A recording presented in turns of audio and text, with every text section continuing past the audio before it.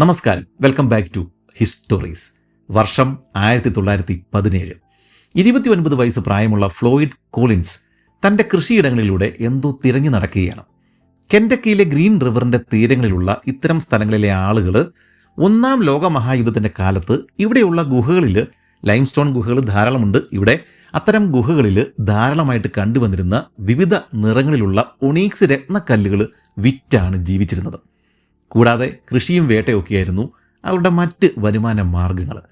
രാസഘടനയിൽ നമ്മുടെ കരിങ്കല്ല് തന്നെയാണ് ഒണീക്സ്. എന്നാൽ ഈ ചില ഓക്സൈഡുകളുടെ സാന്നിധ്യം കാരണമാണ് ഇവയ്ക്ക് ചുവപ്പ്, കറുപ്പ്, പച്ച നിറങ്ങൾ കൈവരുന്നത്. ഇത്തരം ഒണീക്സ് രത്നക്കല്ലുകൾ അവിടെ വരുന്ന ആ കെൻറ്റക്കിയിലെ ആ ഒരു ഭാഗങ്ങളിൽ വരുന്ന ടൂറിസ്റ്റുകൾക്ക് വിറ്റിട്ടാണ് ഈ ഫ്ലോയിഡ് കോളിൻസിനെ പോലുള്ള ആളുകൾ ആ ഒരു സമയങ്ങളിൽ ജീവിച്ചു വന്നിരുന്നത്. ഇത്തരം പല ലക്ഷ്യങ്ങളോട് കൂടിയിട്ടാണ് ഫ്ലോയിഡ് അന്നത്തെ ദിവസം തൻ്റെ അച്ഛൻ ലീ കോളിൻസിൻ്റെ ഉടമസ്ഥതയിലുള്ള കൃഷിയിടങ്ങളിലൂടെ നടന്നിരുന്നത്.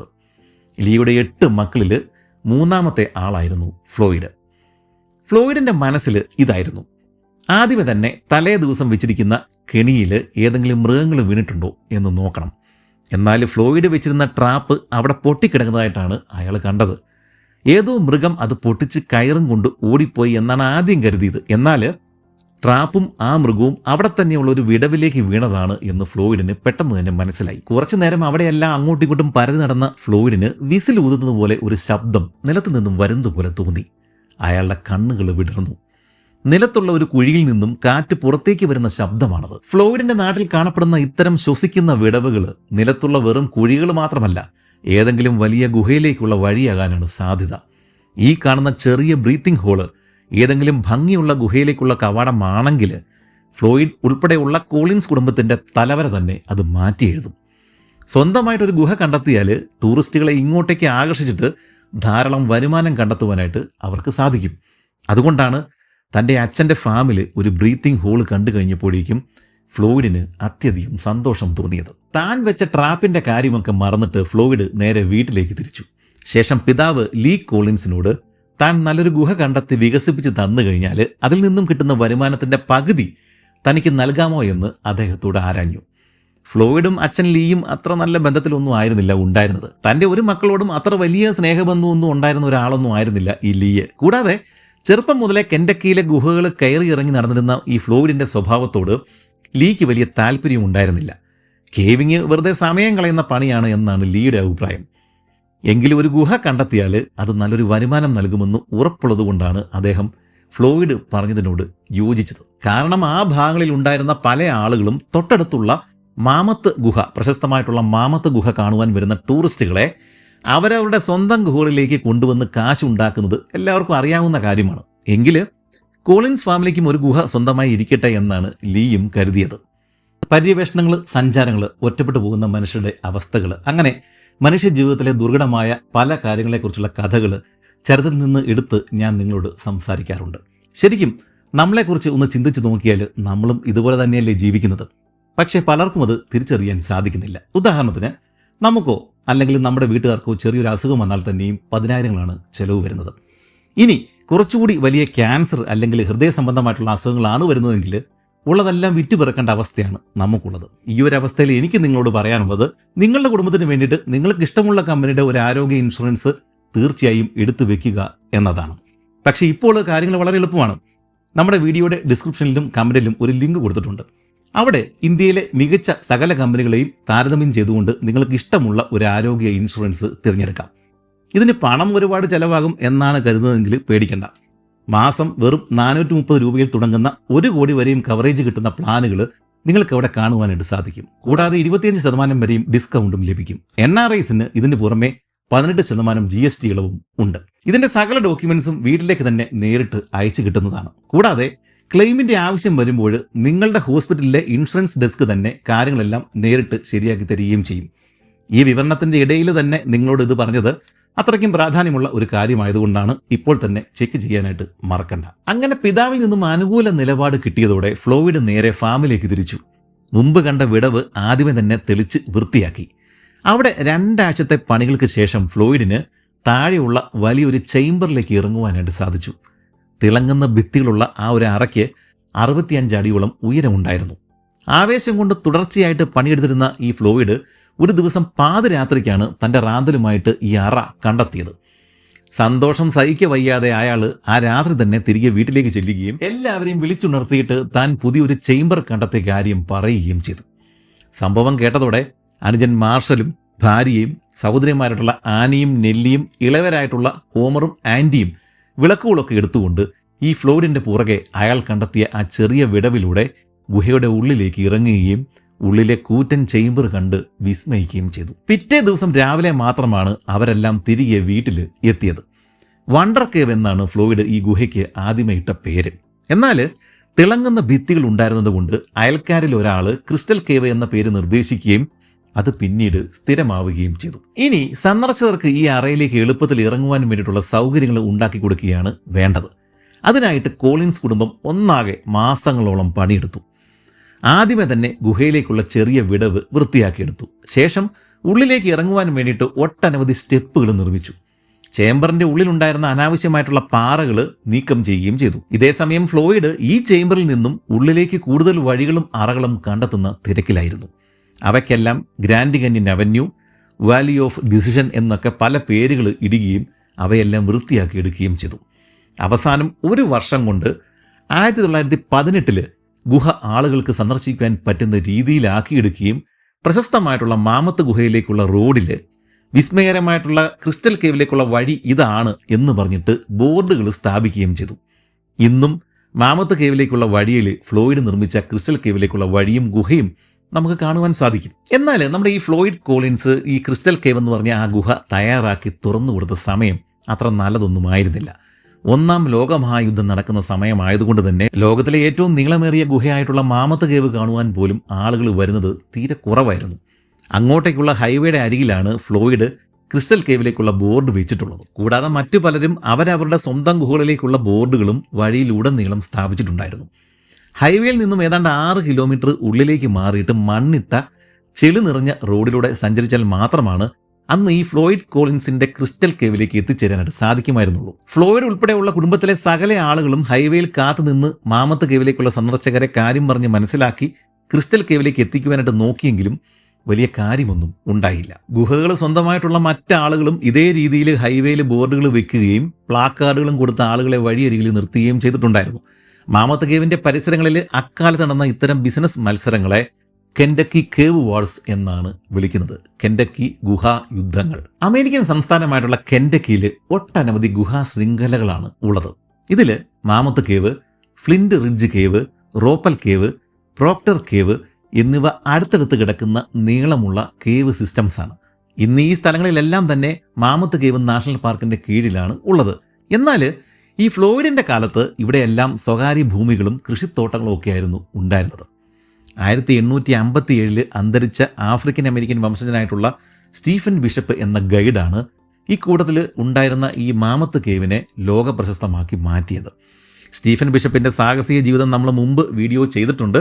അതിൻ്റെ ലിങ്ക് നമ്മുടെ ഈ വീഡിയോയുടെ കീഴെ കൊടുത്തിട്ടുണ്ട്. അങ്ങനെ സ്റ്റീഫൻ ബിഷപ്പ് എന്ന ടൂർ ഗൈഡ് കാരണം മാമത്ത് ഗുഹ പ്രശസ്തമായി. സ്വയം ഒരു റാന്തലും എടുത്ത് മാമത്ത് ഗുഹയുടെ ഇരുട്ട് നിറഞ്ഞ ഇടനാഴികളിലൂടെ സഞ്ചരിച്ച് ഒട്ടനവധി പുതിയ വഴികളും അറകളും കണ്ടെത്തിയാണ് സ്റ്റീഫൻ ബിഷപ്പ് സഞ്ചാരികളെ ഇങ്ങോട്ടേക്ക് ആകർഷിച്ചത്. ബിഷപ്പ് മരിച്ചതോടെ മാമത്ത് കേവ് പ്രശസ്തമാവുകയും ആയിരക്കണക്കിന് സഞ്ചാരികൾ മാമത്ത് കേവ് കാണുവാൻ വേണ്ടിയിട്ട് അങ്ങോട്ട് വരികയും ചെയ്തതോടെ അങ്ങോട്ടേക്കുള്ള പ്രധാന റോഡ് ഹൈവേ ആയി മാറുകയും ചെയ്തു. ഇതോടുകൂടി പരിസരങ്ങളിൽ ജീവിച്ചിരുന്ന ഭൂമി കൈവശമുണ്ടായിരുന്ന മറ്റാളുകൾക്ക് അവരവരുടെ സ്വന്തം ഭൂമിയിലും ഇത്തരം ഒരു ഗുഹ ഉണ്ടെങ്കിൽ നല്ലൊരു വരുമാനം കിട്ടുമെന്ന് പിടികിട്ടി. അങ്ങനെ പലരും റാന്തലുകളും വിളക്കുകളും ഒക്കെ എടുത്തുകൊണ്ട് തങ്ങളുടെ ഭൂമിയിലുള്ള വിടവുകൾ ഏതെങ്കിലും ഗുഹകളിലേക്കുള്ള കവാടങ്ങളാണോ എന്ന് പരിശോധിക്കുവാൻ തുടങ്ങി. പലരും പുതിയ ഗുഹകൾ കണ്ടെത്തുകയും ചെയ്തു. അവരെല്ലാം മാമത്ത് കേവിലേക്കുള്ള റോഡിൽ ബോർഡുകൾ സ്ഥാപിക്കുകയും ഓഫീസുകൾ തുറക്കുകയും തങ്ങളുടെ ഏജന്റുകളെ പാതയോരങ്ങളിൽ നിർത്തുകയും ചെയ്തു. മാമത്ത് കേവിലേക്കുള്ള വഴിയാണെന്ന് പറഞ്ഞ് ആളുകളെ തങ്ങളുടെ ഗുഹയിലേക്ക് കൊണ്ടുപോകുന്ന തട്ടിപ്പുകൾ വരെയും പലരും പയറ്റി നോക്കി. ഈ മാമത്ത് കേവിന് ഇതിൻ്റെ തൊട്ടരികിൽ തന്നെയുള്ള മറ്റൊരു കേവ് സിസ്റ്റമായിട്ടുള്ള ഫ്ലിന്റ് റിഡ്ജ് കേവ് സിസ്റ്റവുമായിട്ട് ബന്ധമുണ്ടാവാൻ സാധ്യതയുണ്ടെന്ന് സ്റ്റീഫൻ ബിഷപ്പ് അന്നേ പറഞ്ഞിരുന്നു. അത് കണ്ടെത്തുവാനായിട്ടായിരുന്നു മറ്റു ചിലരുടെ ശ്രമം. അങ്ങനെയാണെങ്കിൽ മാമത്ത് കേവിലേക്ക് തങ്ങളുടെ ഭൂമി വഴി മറ്റൊരു കവാടം നിർമ്മിക്കാനായിട്ട് സാധിക്കുകയും ചെയ്യും. അങ്ങനെ കെൻഡക്കിയിലെ സകല ആണുങ്ങളും മൺവെട്ടിയും റാന്തലും ഒക്കെ എടുത്തുകൊണ്ട് സകല ഗുഹകളിലും കയറിയിറങ്ങി ഇത്തരം പുതിയ കണ്ടുപിടുത്തങ്ങൾ നടത്തുകയും പരസ്പരം മത്സരിക്കുകയും ചെയ്തിരുന്ന ആ ഒരു സംഭവത്തെയാണ് കെൻഡക്കി കേവ് വാറ് എന്ന് വിളിച്ചിരുന്നത്. എന്നാൽ ക്രിസ്റ്റൽ കേവ് എന്ന പുതിയ ഗുഹ കണ്ടെത്തിയിട്ടും ഫ്ലോയിഡ് കോളിൻസ് ഈ യുദ്ധത്തിൽ പരാജയപ്പെടുകയാണ് ഉണ്ടായത്. പ്രധാന ഹൈവേയിൽ നിന്നുള്ള ദൂരവും മറ്റ് കേവ് മുതലാളിമാരിൽ നിന്നുള്ള കടുത്ത മത്സരവും കാരണം ഫ്ലോയിഡിന്റെ ക്രിസ്റ്റൽ കേവ് കാണുവാനായിട്ട് അധികം ആളുകളെയൊന്നും അക്കാലത്ത് കിട്ടിയില്ല. ഇടുങ്ങിയ സ്ഥലങ്ങളോട് ഭയമുള്ള ക്ലോസ്ട്രോഫോബിക് ആയിട്ടുള്ള ആളുകൾക്കും ഇരുട്ടിനെ ഭയമുള്ളവർക്കും ഒറ്റയ്ക്കിരിക്കുവാൻ പേടിയുള്ളവർക്കും പറ്റിയ പണിയല്ല കേവിംഗ്. എന്നാൽ ഫ്ലോയിഡ് കോളിൻസ് ചെറുപ്പം മുതലേ വ്യത്യസ്തനായിരുന്നു. 6-ാം വയസ്സ് മുതൽ അച്ഛൻ്റെ തോട്ടങ്ങളിലെ ചെറിയ വിടവുകളിലും ഗുഹകളിലും കയറിയിറങ്ങി കളിച്ചു നടന്നവനാണ് ഫ്ലോയിഡ് കോളിൻസ്. ഗുഹകളിലെ ഭിത്തികളിലെ നിറവ്യത്യാസങ്ങളും വായുവിൻ്റെ ഒഴുക്കും കല്ലുകളിൽ നിന്നുള്ള ഇറ്റിറ്റ് വീഴുന്ന ആ വെള്ളത്തിൻ്റെ ടിക് ടോക്ക് ശബ്ദവും ഗുഹയിലെ ഓന്തുകളുടെയും ചീവീടുകളുടെയും സാന്നിധ്യവും എല്ലാം ഈ ഫ്ലോയിഡിന് ഹരമായിരുന്നു. ഇതെല്ലാം നേരിട്ട് അനുഭവിക്കുവാൻ കയ്യിൽ കോളോയിൽ കൊണ്ട് കത്തുന്ന ഒരു റാന്തലും പിന്നെ നട്ട്സും ബീൻസും കുത്തി നിറച്ച ഒരു ക്യാനും തൻ്റെ പോക്കറ്റിൽ തിരികിയിട്ട് ഈ ഫ്ലോയിഡ് ഏതെങ്കിലും വിടവിലേക്ക് ഊളിയിടും. 1-2 ദിവസങ്ങൾ കഴിഞ്ഞിട്ടാണ് അവൻ വീണ്ടും ഭൂമിക്ക് മുകളിൽ പ്രത്യക്ഷപ്പെടുക. ഇത്തരത്തിൽ ഫ്ലോയിഡ് കണ്ടെത്തിയ ക്രിസ്റ്റൽ കേവ് ഉൾപ്പെടെയുള്ള ഒട്ടനവധി ഗുഹകളും ചേംബറുകളും ഇന്നും മാമത്ത് കേവിൻ്റെ പരിസരങ്ങളിൽ നമുക്ക് കാണുവാൻ സാധിക്കും. 1940 അതുവരെയും ആർക്കും അറിയപ്പെടാതെ കിടന്നിരുന്ന ഒരു ചേംബറിനുള്ളിൽ കിടന്ന ഗുഹാപരിവേഷകർക്ക് അവിടെ നിന്നും ഫ്ലോയിഡ് കോളിൻസിൻ്റെ ബീൻസ് ക്യാൻ കണ്ടുകിട്ടിയത് വലിയ വാർത്തയായിരുന്നു. അതായത് ചുരുക്കത്തിൽ കെൻഡക്കിയിലെ അണ്ടർവേൾഡിൽ ഫ്ലോയിഡ് കറങ്ങിയിറങ്ങാത്ത ഗുഹകളും ഇടനാഴികളും തീരെ കുറവായിരുന്നു എന്ന് വേണമെങ്കിൽ പറയാം. എന്നാൽ ഈ നമ്മുടെ പഴയ സ്റ്റീഫൻ ബിഷപ്പിന്റെ മാമത്തെ ഗുഹ പോലെ ആയിരുന്നില്ല ഈ ഫ്ലോയിഡ് കയറി ഇറങ്ങി നടന്നിരുന്ന ഫ്ലിൻറ്റ് റിഡ്ജ് കേവ് സിസ്റ്റം. പലപ്പോഴും പാറകൾ ഇടിഞ്ഞു വീഴുന്ന പതിവ് ഈ ഫ്ലിൻറ്റ് റിഡ്ജ് കേവ് സിസ്റ്റത്തിലെ പല ഗുഹകൾക്കും ഉണ്ടായിരുന്നു. ആളുകൾ സ്ഥിരമായിട്ട് കേവിങ് നടത്തുന്ന നമ്മളെ ഫ്ലോയിഡ് കോളിൻസിനോട് ഇത്തരം ഡേഞ്ചറസ് ആയിട്ടുള്ള സിറ്റുവേഷൻസിനെ കുറിച്ച് സൂചിപ്പിക്കുമ്പോൾ ഐ ഡോണ്ട് കെയർ, എനിക്ക് ഭയമില്ല എന്നായിരുന്നു ഫ്ലോയിഡിൻ്റെ മറുപടി. മാമത്ത് കേവും ഫ്ലിൻറ്റ് റിഡ്ജ് കേവും സിസ്റ്റവും തമ്മിൽ ബന്ധമുണ്ടാവുമെന്ന് സ്റ്റീഫൻ ബിഷപ്പ് മുമ്പ് തന്നെ പറയുന്നുണ്ടായിരുന്നല്ലോ. അയാൾ ജീവിച്ചിരുന്ന കാലത്തെ അദ്ദേഹത്തിന് സംശയമുണ്ടായിരുന്നു. അത്തരം ഒരു ബന്ധം കണ്ടെത്തുവാൻ തന്നെയാണ് ഫ്ലോയിഡ് കോളിൻസും ശ്രമിച്ചിരുന്നത്. പക്ഷേ സ്റ്റീഫൻ ബിഷപ്പിൻ്റെയും ഈ ഫ്ലോയിഡ് കോളിൻസിൻ്റെയും കാലത്ത് അവർ ജീവിച്ചിരുന്ന സമയത്ത് ഇത് കണ്ടെത്തുവാനായിട്ട് അവർക്ക് സാധിച്ചില്ല. എന്നാൽ 1972 ഈ 2 ഗുഹാ ശൃംഖലകളും കേവ് സിസ്റ്റംസും തമ്മിൽ ബന്ധമുണ്ടെന്ന് കണ്ടെത്തിയതോടെ mammoth cave flint ridge cave system ലോകത്തിലെ ഏറ്റവും നീളമേറിയ ഗുഹാ ശൃംഖലയായി മാറുകയും ചെയ്തു. ആകെ 686 കിലോമീറ്റർ ദൂരമുള്ള ഇടനാഴികളാണ് ഇതുവരെയും കണ്ടെത്തിയിട്ടുള്ളത്. നമുക്ക് വാക്കുകളിൽ വിവരിക്കാൻ കഴിയുന്നതിനേക്കാളും ഭീകരമായിരുന്നു ഈ ഫ്ലോയിഡ് കോളിൻസിൻ്റെ കേവിംഗ് ലൈഫ്.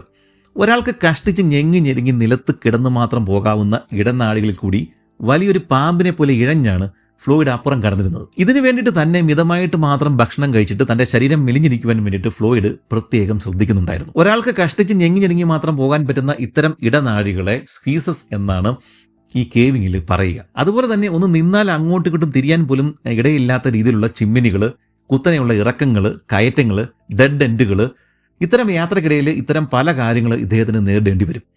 ഒരു തവണ ക്രിസ്റ്റൽ കേവിലെ ഏതോ ഒരു ഡെഡ് എൻഡിൽ എത്തിക്കഴിഞ്ഞപ്പോഴേക്കും ഫ്ലോയിഡിൻ്റെ വിളക്കിൻ്റെ ഓയിൽ തീർന്നു പോവുകയും അയാൾ ഇരുട്ടിൽ പെട്ടുപോവുകയും ചെയ്തു. നീണ്ട 18 മണിക്കൂറുകൾ ഇരുട്ടിലൂടെ തപ്പിത്തടഞ്ഞാണ് അന്ന് ഫ്ലോയിഡ് വെളിയിലെത്തിയത്.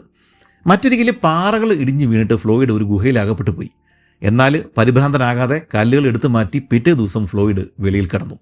ഇത്തരം സംഭവങ്ങൾ പതിവായിരുന്നുകൊണ്ട് തന്നെ ഫ്ലോയിഡിനെ 1-2 ദിവസങ്ങൾ കാണാതിരുന്നാൽ അനുജന്മാരോ ബാക്കിയുള്ള ആളുകളോ അത് കാര്യമാക്കിയിട്ടുണ്ടായിരുന്നില്ല.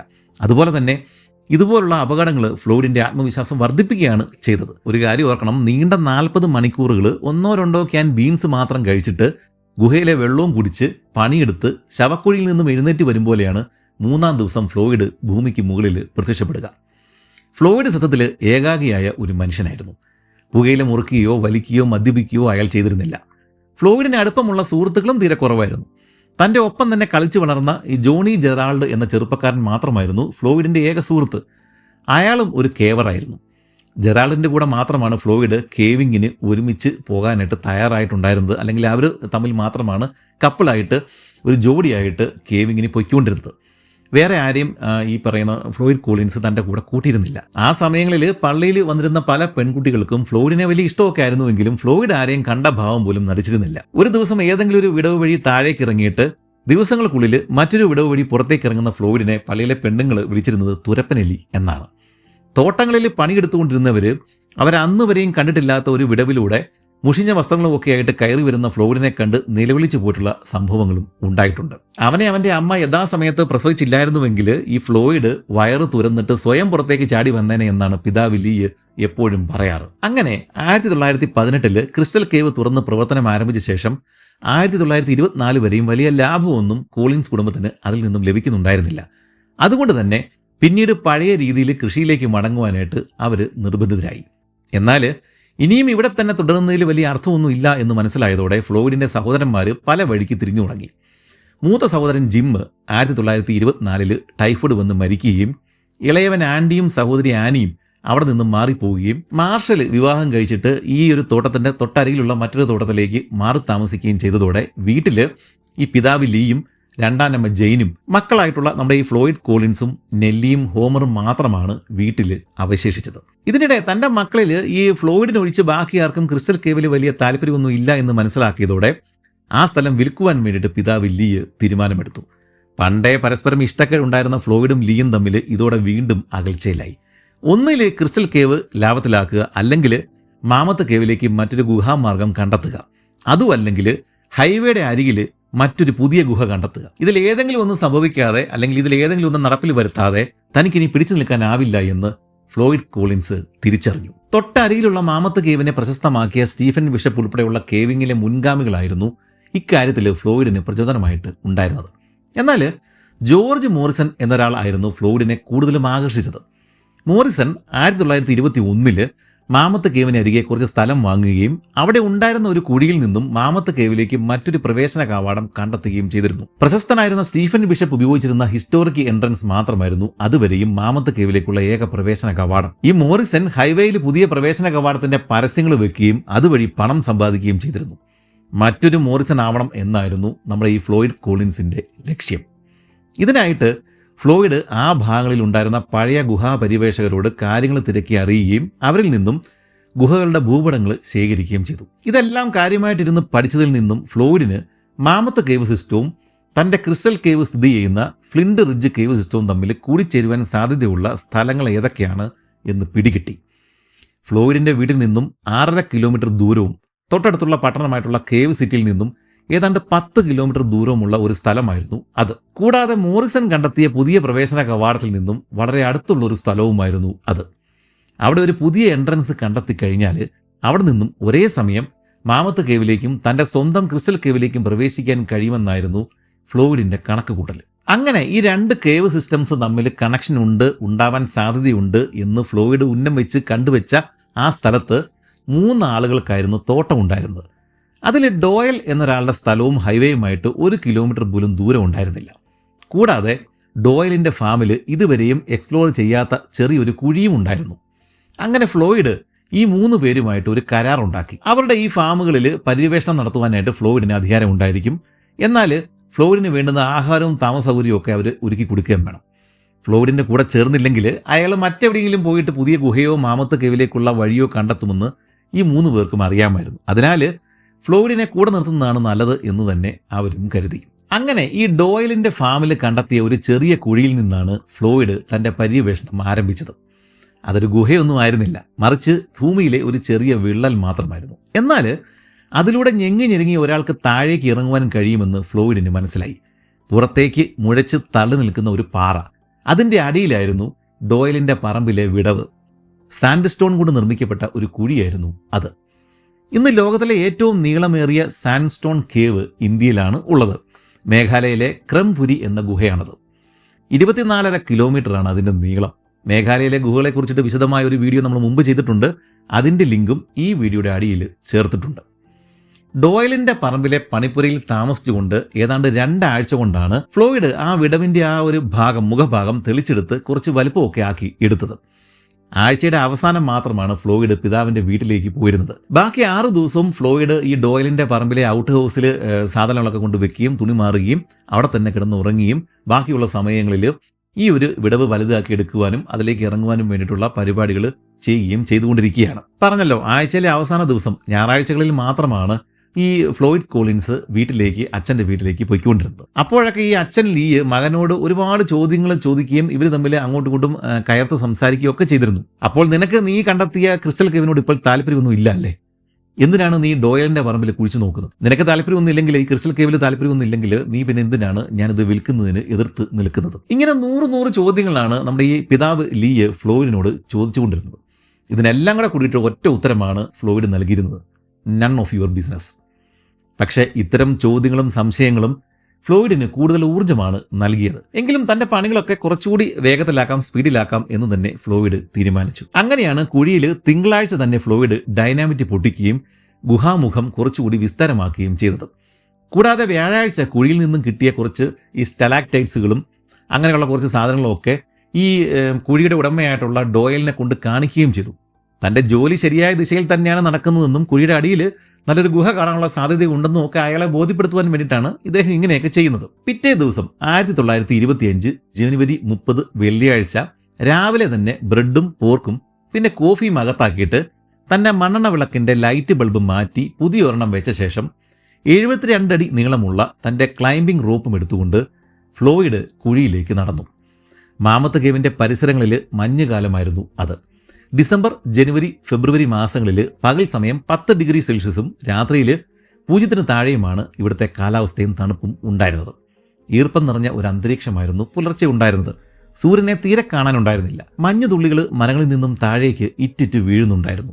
ഉരുകിയ ഐസ് കാരണം മണ്ണ് ആകെ ചെളി പോലെ കുഴഞ്ഞു മറിഞ്ഞു കിടക്കുന്ന ഒരു പരുവത്തിലായിരുന്നു ഉണ്ടായിരുന്നത്. അതുകൊണ്ട് തന്നെ കഴിഞ്ഞ 2 ദിവസങ്ങളായിട്ട് ഗുഹാമുഖത്ത് ഫ്ലോയിഡ് തീയിട്ട് കത്തിക്കുന്നുണ്ടായിരുന്നു. തീയുടെ ചൂട് നനമുള്ള മണ്ണിനെ ഉണക്കി കട്ടിയുള്ളതാക്കി മാറ്റുമെന്ന പ്രതീക്ഷയിലാണ് അയാൾ അങ്ങനെ ചെയ്തത്. എങ്കിലും ഒരു സ്പോഞ്ച് പരുവത്തിലാണ് മണ്ണ് അപ്പോഴും ഉണ്ടായിരുന്നത്. ഗുഹയുടെ കവാടത്തിൽ നിന്ന് പുറത്തേക്ക് തള്ളി നിൽക്കുന്ന സാൻഡ് സ്റ്റോൺ പാറയുടെ കീഴിലുണ്ടായിരുന്ന സ്ഥലത്തിന് 40 അടിയോളം, അതായത് ഏതാണ്ട് 12 മീറ്ററോളം വ്യാസം ഉണ്ടായിരുന്നു. പാറയുടെ അടിയിൽ ഇടതുവശത്തായിട്ടായിരുന്നു താഴേക്ക് ഇറങ്ങുവാനുള്ള ആ കുഴി ഉണ്ടായിരുന്നത്. തുടക്കത്തിൽ 2 മീറ്റർ ആഴവും 1.25 മീറ്റർ വീതിയുമാണ് ആ കുഴിക്ക് ഉണ്ടായിരുന്നത്. എന്നാൽ ഒരാൾക്ക് ഇറങ്ങുവാൻ തക്ക വീതി ഈ കുഴിക്ക് മുൻപുണ്ടായിരുന്നില്ല. കഴിഞ്ഞ 2 ആഴ്ചകൾ കൊണ്ട് ഫ്ലോയിഡ് പണിയെടുത്തിട്ടാണ് ഇതിന് ഇത്രയെങ്കിലും വിസ്താരം കൈവന്നത്. നേരെ താഴേക്ക് കുത്തനെ ഇറങ്ങുന്ന ഒരു കുഴിയായിരുന്നില്ല അത്. പകരം ഒരു വശത്തേക്ക് ചെരിഞ്ഞ് ഊർന്നിറങ്ങാവുന്ന രീതിയിലുള്ള ഒരു കുഴിയായിരുന്നു അത്. 2 മീറ്റർ താഴെ എത്തുമ്പോൾ തന്നെ പുറത്തു നിന്നുള്ള പ്രകാശം തീരെ ഇല്ലാതാകും. പൂർണ്ണമായ അന്ധകാരം വ്യാപിക്കും. ഇനി ഒരു മുന്നറിയിപ്പ്: ആഴം, ഇരുട്ട്, ഇടുങ്ങിയ സ്ഥലങ്ങൾ, ഗുഹകൾ, ഇതിനോടൊക്കെ കാര്യമായിട്ട് ഭയമുള്ളവർ വീഡിയോ ഇവിടെ കൊണ്ടങ്ങ് നിർത്തുക. ഇത്തരം ഭയമൊന്നും ഇല്ലാത്തവർക്ക് പോലും കേൾക്കുമ്പോൾ ശ്വാസമുട്ടൽ ഉണ്ടാവാൻ സാധ്യതയുള്ള ഒരു സ്ഥലത്തേക്കാണ് ഫ്ലോയിഡ് ഇനി ഇറങ്ങുവാനായിട്ട് പോകുന്നത്. ഞാൻ മുന്നറിയിപ്പ് നൽകി കഴിഞ്ഞു. മറ്റുള്ളവർക്ക് ഇനി ഫ്ലോയിഡിൻ്റെ കൂടെ യാത്ര തുടരാം. ഏതെങ്കിലും ഭാഗത്ത് വെച്ച് ശ്വാസം മുട്ടൽ അനുഭവപ്പെടുന്നുണ്ടെങ്കിൽ വീഡിയോ അവിടെ വെച്ച് നിർത്തിക്കൊള്ളുക. അങ്ങനെ ഇപ്പോൾ 37 വയസ്സുള്ള ഫ്ലോയിഡ് കോളിൻസ് ഡോയലിന്റെ തോട്ടത്തിലെ ഒരു പാറയുടെ കീഴിലുള്ള കുഴിയിൽ ഏതാണ്ട് 2 മീറ്റർ താഴെ എത്തിയിരിക്കുകയാണ്. അവിടെ പുറത്തേക്ക് മുഴിച്ചു നിൽക്കുന്ന ഒരു ചെറിയ പാറയുണ്ട്. ഫ്ലോയിഡ് തൻ്റെ ഓവർകോട്ട് ഊരി അവിടെ തൂക്കിയിട്ടു. കാരണം ഇനി താഴേക്ക് പലയിടങ്ങളിലും ഒരാൾക്ക് കഷ്ടിച്ച് ഞെങ്ങി പോകാനുള്ള സ്ഥലം പോലും ഉണ്ടാവില്ല. അതുകൊണ്ട് തന്നെ ഈ ഓവർകോട്ട് അവിടെ അധികപ്പറ്റായിട്ട് മാറും. ആകെ ഇരുട്ടായി മാറിയതോടെ ഫ്ലോയിഡ് തൻ്റെ വിളക്ക് കത്തിക്കുകയും ശേഷം താഴേക്ക് ഊർന്നിറങ്ങുവാനായിട്ട് തുടങ്ങുകയും ചെയ്തു. ഇനി താഴേക്ക് 4.5 മീറ്ററോളം ഒരു ചെരിവ്, ഒരു സ്ലോപ്പാണ് ഉള്ളത്. ശരിക്കുള്ള പാതാള ലോകം ഇനിയാണ് ആരംഭിക്കുന്നത്. 1.25 മീറ്റർ മാത്രമാണ് ഈ കുഴിയുടെ ഈ ഭാഗത്തെ വ്യാസം. അങ്ങനെ കൈകളും കാലുകളും ഗുഹയുടെ ഭിത്തിയിൽ സപ്പോർട്ട് ചെയ്ത് ഫ്ലോയിഡ് ആ ചെരിവ് അവസാനിക്കുന്ന സ്ഥലത്ത് എത്തിച്ചേർന്നു. ഇവിടുന്ന് അങ്ങോട്ട് താഴേക്ക് ഒട്ടനവധി കുഴികളാണ് കാണുന്നത്. ഇതിൽ ചിലതൊക്കെ ഫ്ലോയിഡ് നേരത്തെ ഇറങ്ങി നോക്കിയ കുഴികളൊക്കെ തന്നെയാണ്. മിക്കതും ഡെഡ് എൻഡാണ്. ഇറങ്ങി ചെല്ലുന്ന ഇടത്ത് നിന്ന് തിരിയാൻ പോലും സ്ഥലം ഉണ്ടാവില്ല. വേറെ എങ്ങോട്ടും പോകാൻ പറ്റില്ല. കയറിയതുപോലെ ഇറങ്ങിയതുപോലെ തന്നെ തിരിച്ചു വരേണ്ടി വരും. എന്നാൽ കഴിഞ്ഞ കുറേ ദിവസങ്ങളിലെ ഈ പരിശ്രമങ്ങൾക്ക് ശേഷം ഫ്ലോയിഡിന് ശരിക്കുള്ള വഴി മനസ്സിലായിട്ടുണ്ടായിരുന്നു. ആ വഴി ഇറങ്ങിക്കഴിഞ്ഞാൽ തീർത്തും ഇടുങ്ങിയ ഒരു സ്ഥലത്താണ് ചെന്നെത്തുക. ശരീരം പാമ്പിൻ്റെതുപോലെ അങ്ങോട്ടും ഇങ്ങോട്ടും വളച്ചാൽ മാത്രമേ ആ ഇടുങ്ങിയ സ്ഥലം വഴി താഴേക്ക് ഇറങ്ങുവാനായിട്ട് സാധിക്കുകയുള്ളൂ. ഇത്തരം സ്ഥലങ്ങളെ സ്ക്വീസസ് എന്നാണ് വിളിക്കുക. ഈ സ്ക്വീസിന്റെ ഉള്ളിലൂടെ ഒരു വിധത്തിൽ ഞെങ്ങി പുറത്തേക്ക് ഇറങ്ങിക്കഴിഞ്ഞാൽ വീണ്ടും 10 ഡിഗ്രിയോളം ചെരിവുള്ള മറ്റൊരു സ്ലോപ്പാണ്, ചെരിവാണ് ഉള്ളത്. അത് കഴിഞ്ഞാൽ വീണ്ടും അടുത്ത സ്കീസാണ് താഴെയുള്ളത്. ശേഷം വലിയൊരു വളവുണ്ട്. ആ വളവിലൂടെ ഞെങ്ങി ഇറങ്ങിക്കഴിഞ്ഞാൽ ഇടുങ്ങിയ ഒരു ചേംബറിൽ എത്തിച്ചേരും. ഇത്രയും നേരത്തെ നിരങ്ങളിനിടയിൽ ഇവിടെ മാത്രമാണ് ഫ്ലോയിഡിന് നിലത്തുനിന്ന് നിവർന്ന് കുത്തിയിരിക്കുവാനായിട്ട് സാധിക്കുക. ഇതിനെ ടേൺ അറൗണ്ട് റൂം എന്നാണ് ഫ്ലോയിഡ് വിളിച്ചിരുന്നത്. അതായത് ഇവിടെ വെച്ചാണ് താഴേക്ക് ഇറങ്ങുമ്പോഴും മുകളിലേക്ക് കയറുമ്പോഴും ഏത് പൊസിഷനിലാണോ പോകേണ്ടത് എന്ന് തീരുമാനമെടുക്കേണ്ടത്. അതായത് തല ആദ്യം കയറ്റണോ അല്ലെങ്കിൽ കാലാദ്യം ഇറക്കണോ എന്ന് തീരുമാനിക്കേണ്ടത് ഇവിടെ വെച്ചാണ്. ഒരു സ്യൂസിനുള്ളിലേക്ക് കയറി കഴിഞ്ഞാൽ പിന്നെ തിരിയുവാനോ മറിയുവാനോ സാധ്യമല്ല. കഴിഞ്ഞ ആഴ്ച ഫ്ലോയിഡ് ഇവിടെ ഒരു ഇരുമ്പ് പാരയും മൺവെട്ടിയും കുറച്ച് ചണച്ചാക്കുകളും ഒക്കെ കൊണ്ടുവച്ചിട്ടുണ്ടായിരുന്നു. താൻ വെട്ടിയെടുക്കുന്ന മണ്ണും കല്ലും മുകളിലേക്ക് കൊണ്ടുപോകാൻ വേണ്ടിയിട്ടായിരുന്നു അത്. ടേൺ അറൗണ്ട് റൂമിൽ നിന്നും മൺവെട്ടി മാത്രം കയ്യിലെടുത്തുകൊണ്ട് ഫ്ലോയിഡ് വീണ്ടും മുന്നോട്ടേക്ക് കമിഴ്ന്നു കിടന്ന് നിരങ്ങി. അതായത് തല ആദ്യം താഴേക്ക് പോകുന്ന രീതിയിൽ ഫ്ലോയിഡ് താഴേക്ക് ഇഴഞ്ഞിഴഞ്ഞ് നീങ്ങുകയാണ്. ഇതിനുശേഷം 10 അടിയോളം താഴ്ചയുള്ള ഒരു വെർട്ടിക്കൽ കോളം അഥവാ ഷൂട്ട് ആണ് ഉള്ളത്. ഈ കുത്തനെയുള്ള ഇടുങ്ങിയ ടണൽ അവസാനിക്കുന്നത് ചെറിയൊരു അറയിലേക്കാണ്. ഒരു ചെറിയ മേശയുടെ അടിയിൽ എത്രത്തോളം സ്ഥലമുണ്ടോ അത്രയും സ്ഥലം മാത്രമാണ് ഈ ഷൂട്ട് അവസാനിക്കുന്ന ഈ ഒരു സ്ഥലത്ത് ഉള്ളത്. ഒരാൾക്ക് കഷ്ടിച്ച് നിലത്ത് കുത്തിയിരിക്കുവാൻ മാത്രം വലിപ്പമുള്ള ഒരു കുഴിയാണത്. കേവേഴ്സ് ഇത്തരം സ്ഥലങ്ങളെ കബി ഹോൾ എന്നാണ് വിളിക്കുക. ഒരു കൊച്ചുകുട്ടിക്ക് ഇരുന്ന് കളിക്കുവാനുള്ള സ്ഥലം അതാണ് ഈ കബി ഹോൾ. ഇനി ഇവിടെ നിന്നും ഏതാണ്ട് 90 ഡിഗ്രിയിൽ ലംബമായിട്ടാണ് മറ്റൊരു വിടവ്, എൽ ഷേപ്പിൽ മറ്റൊരു വിടവ് കാണപ്പെടുന്നത്. നമ്മുടെ വീട്ടിലൊക്കെയുള്ള ഒരു ഫ്രണ്ട് ലോഡ് വാഷിംഗ് മെഷീൻ്റെ തുണി ഇട്ട് കൊടുക്കുന്ന ആ ഒരു സ്ഥലമില്ലേ, ആ ഒരു ചെറിയ ഗ്യാപ്പ്, ആ ഒരു സ്ഥലത്തേക്കാളും കുറച്ചുകൂടി മാത്രം വലിപ്പമുള്ള ഒരു ദ്വാരമാണ് ഫ്ലോയിഡിൻ്റെ മുന്നിൽ ഇപ്പോഴുള്ളത്.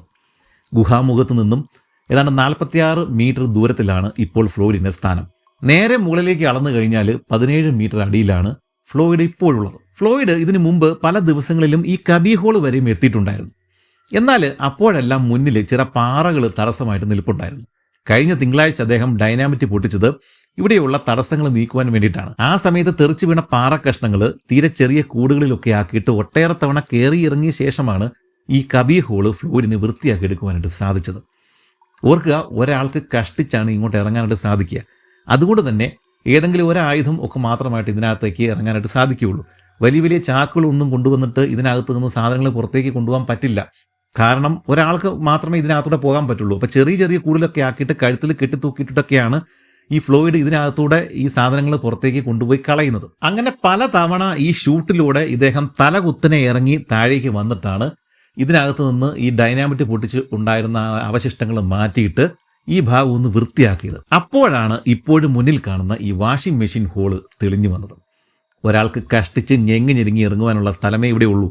മുകളിലെ ഷൂട്ടിൽ നിന്നും ഒന്നുകിൽ കാലാദ്യം താഴോട്ട് ഇറക്കി വേണം ഇങ്ങോട്ടേക്ക് വരാനായിട്ട്, അല്ലെങ്കിൽ തല കീഴായിട്ട് വേണം ഇങ്ങോട്ടേക്ക് ഇറങ്ങുവാൻ. ഇതേ രീതിയിൽ നമ്മൾ മുമ്പ് പറഞ്ഞ 10 അറൗണ്ട് റൂം വരെയും തല കീഴായിട്ട് മുകളിലേക്ക് ഉയർന്നാൽ മാത്രമാണ് ഫ്ലോയിഡിന് നിവരുവാൻ സാധിക്കുകയുള്ളൂ.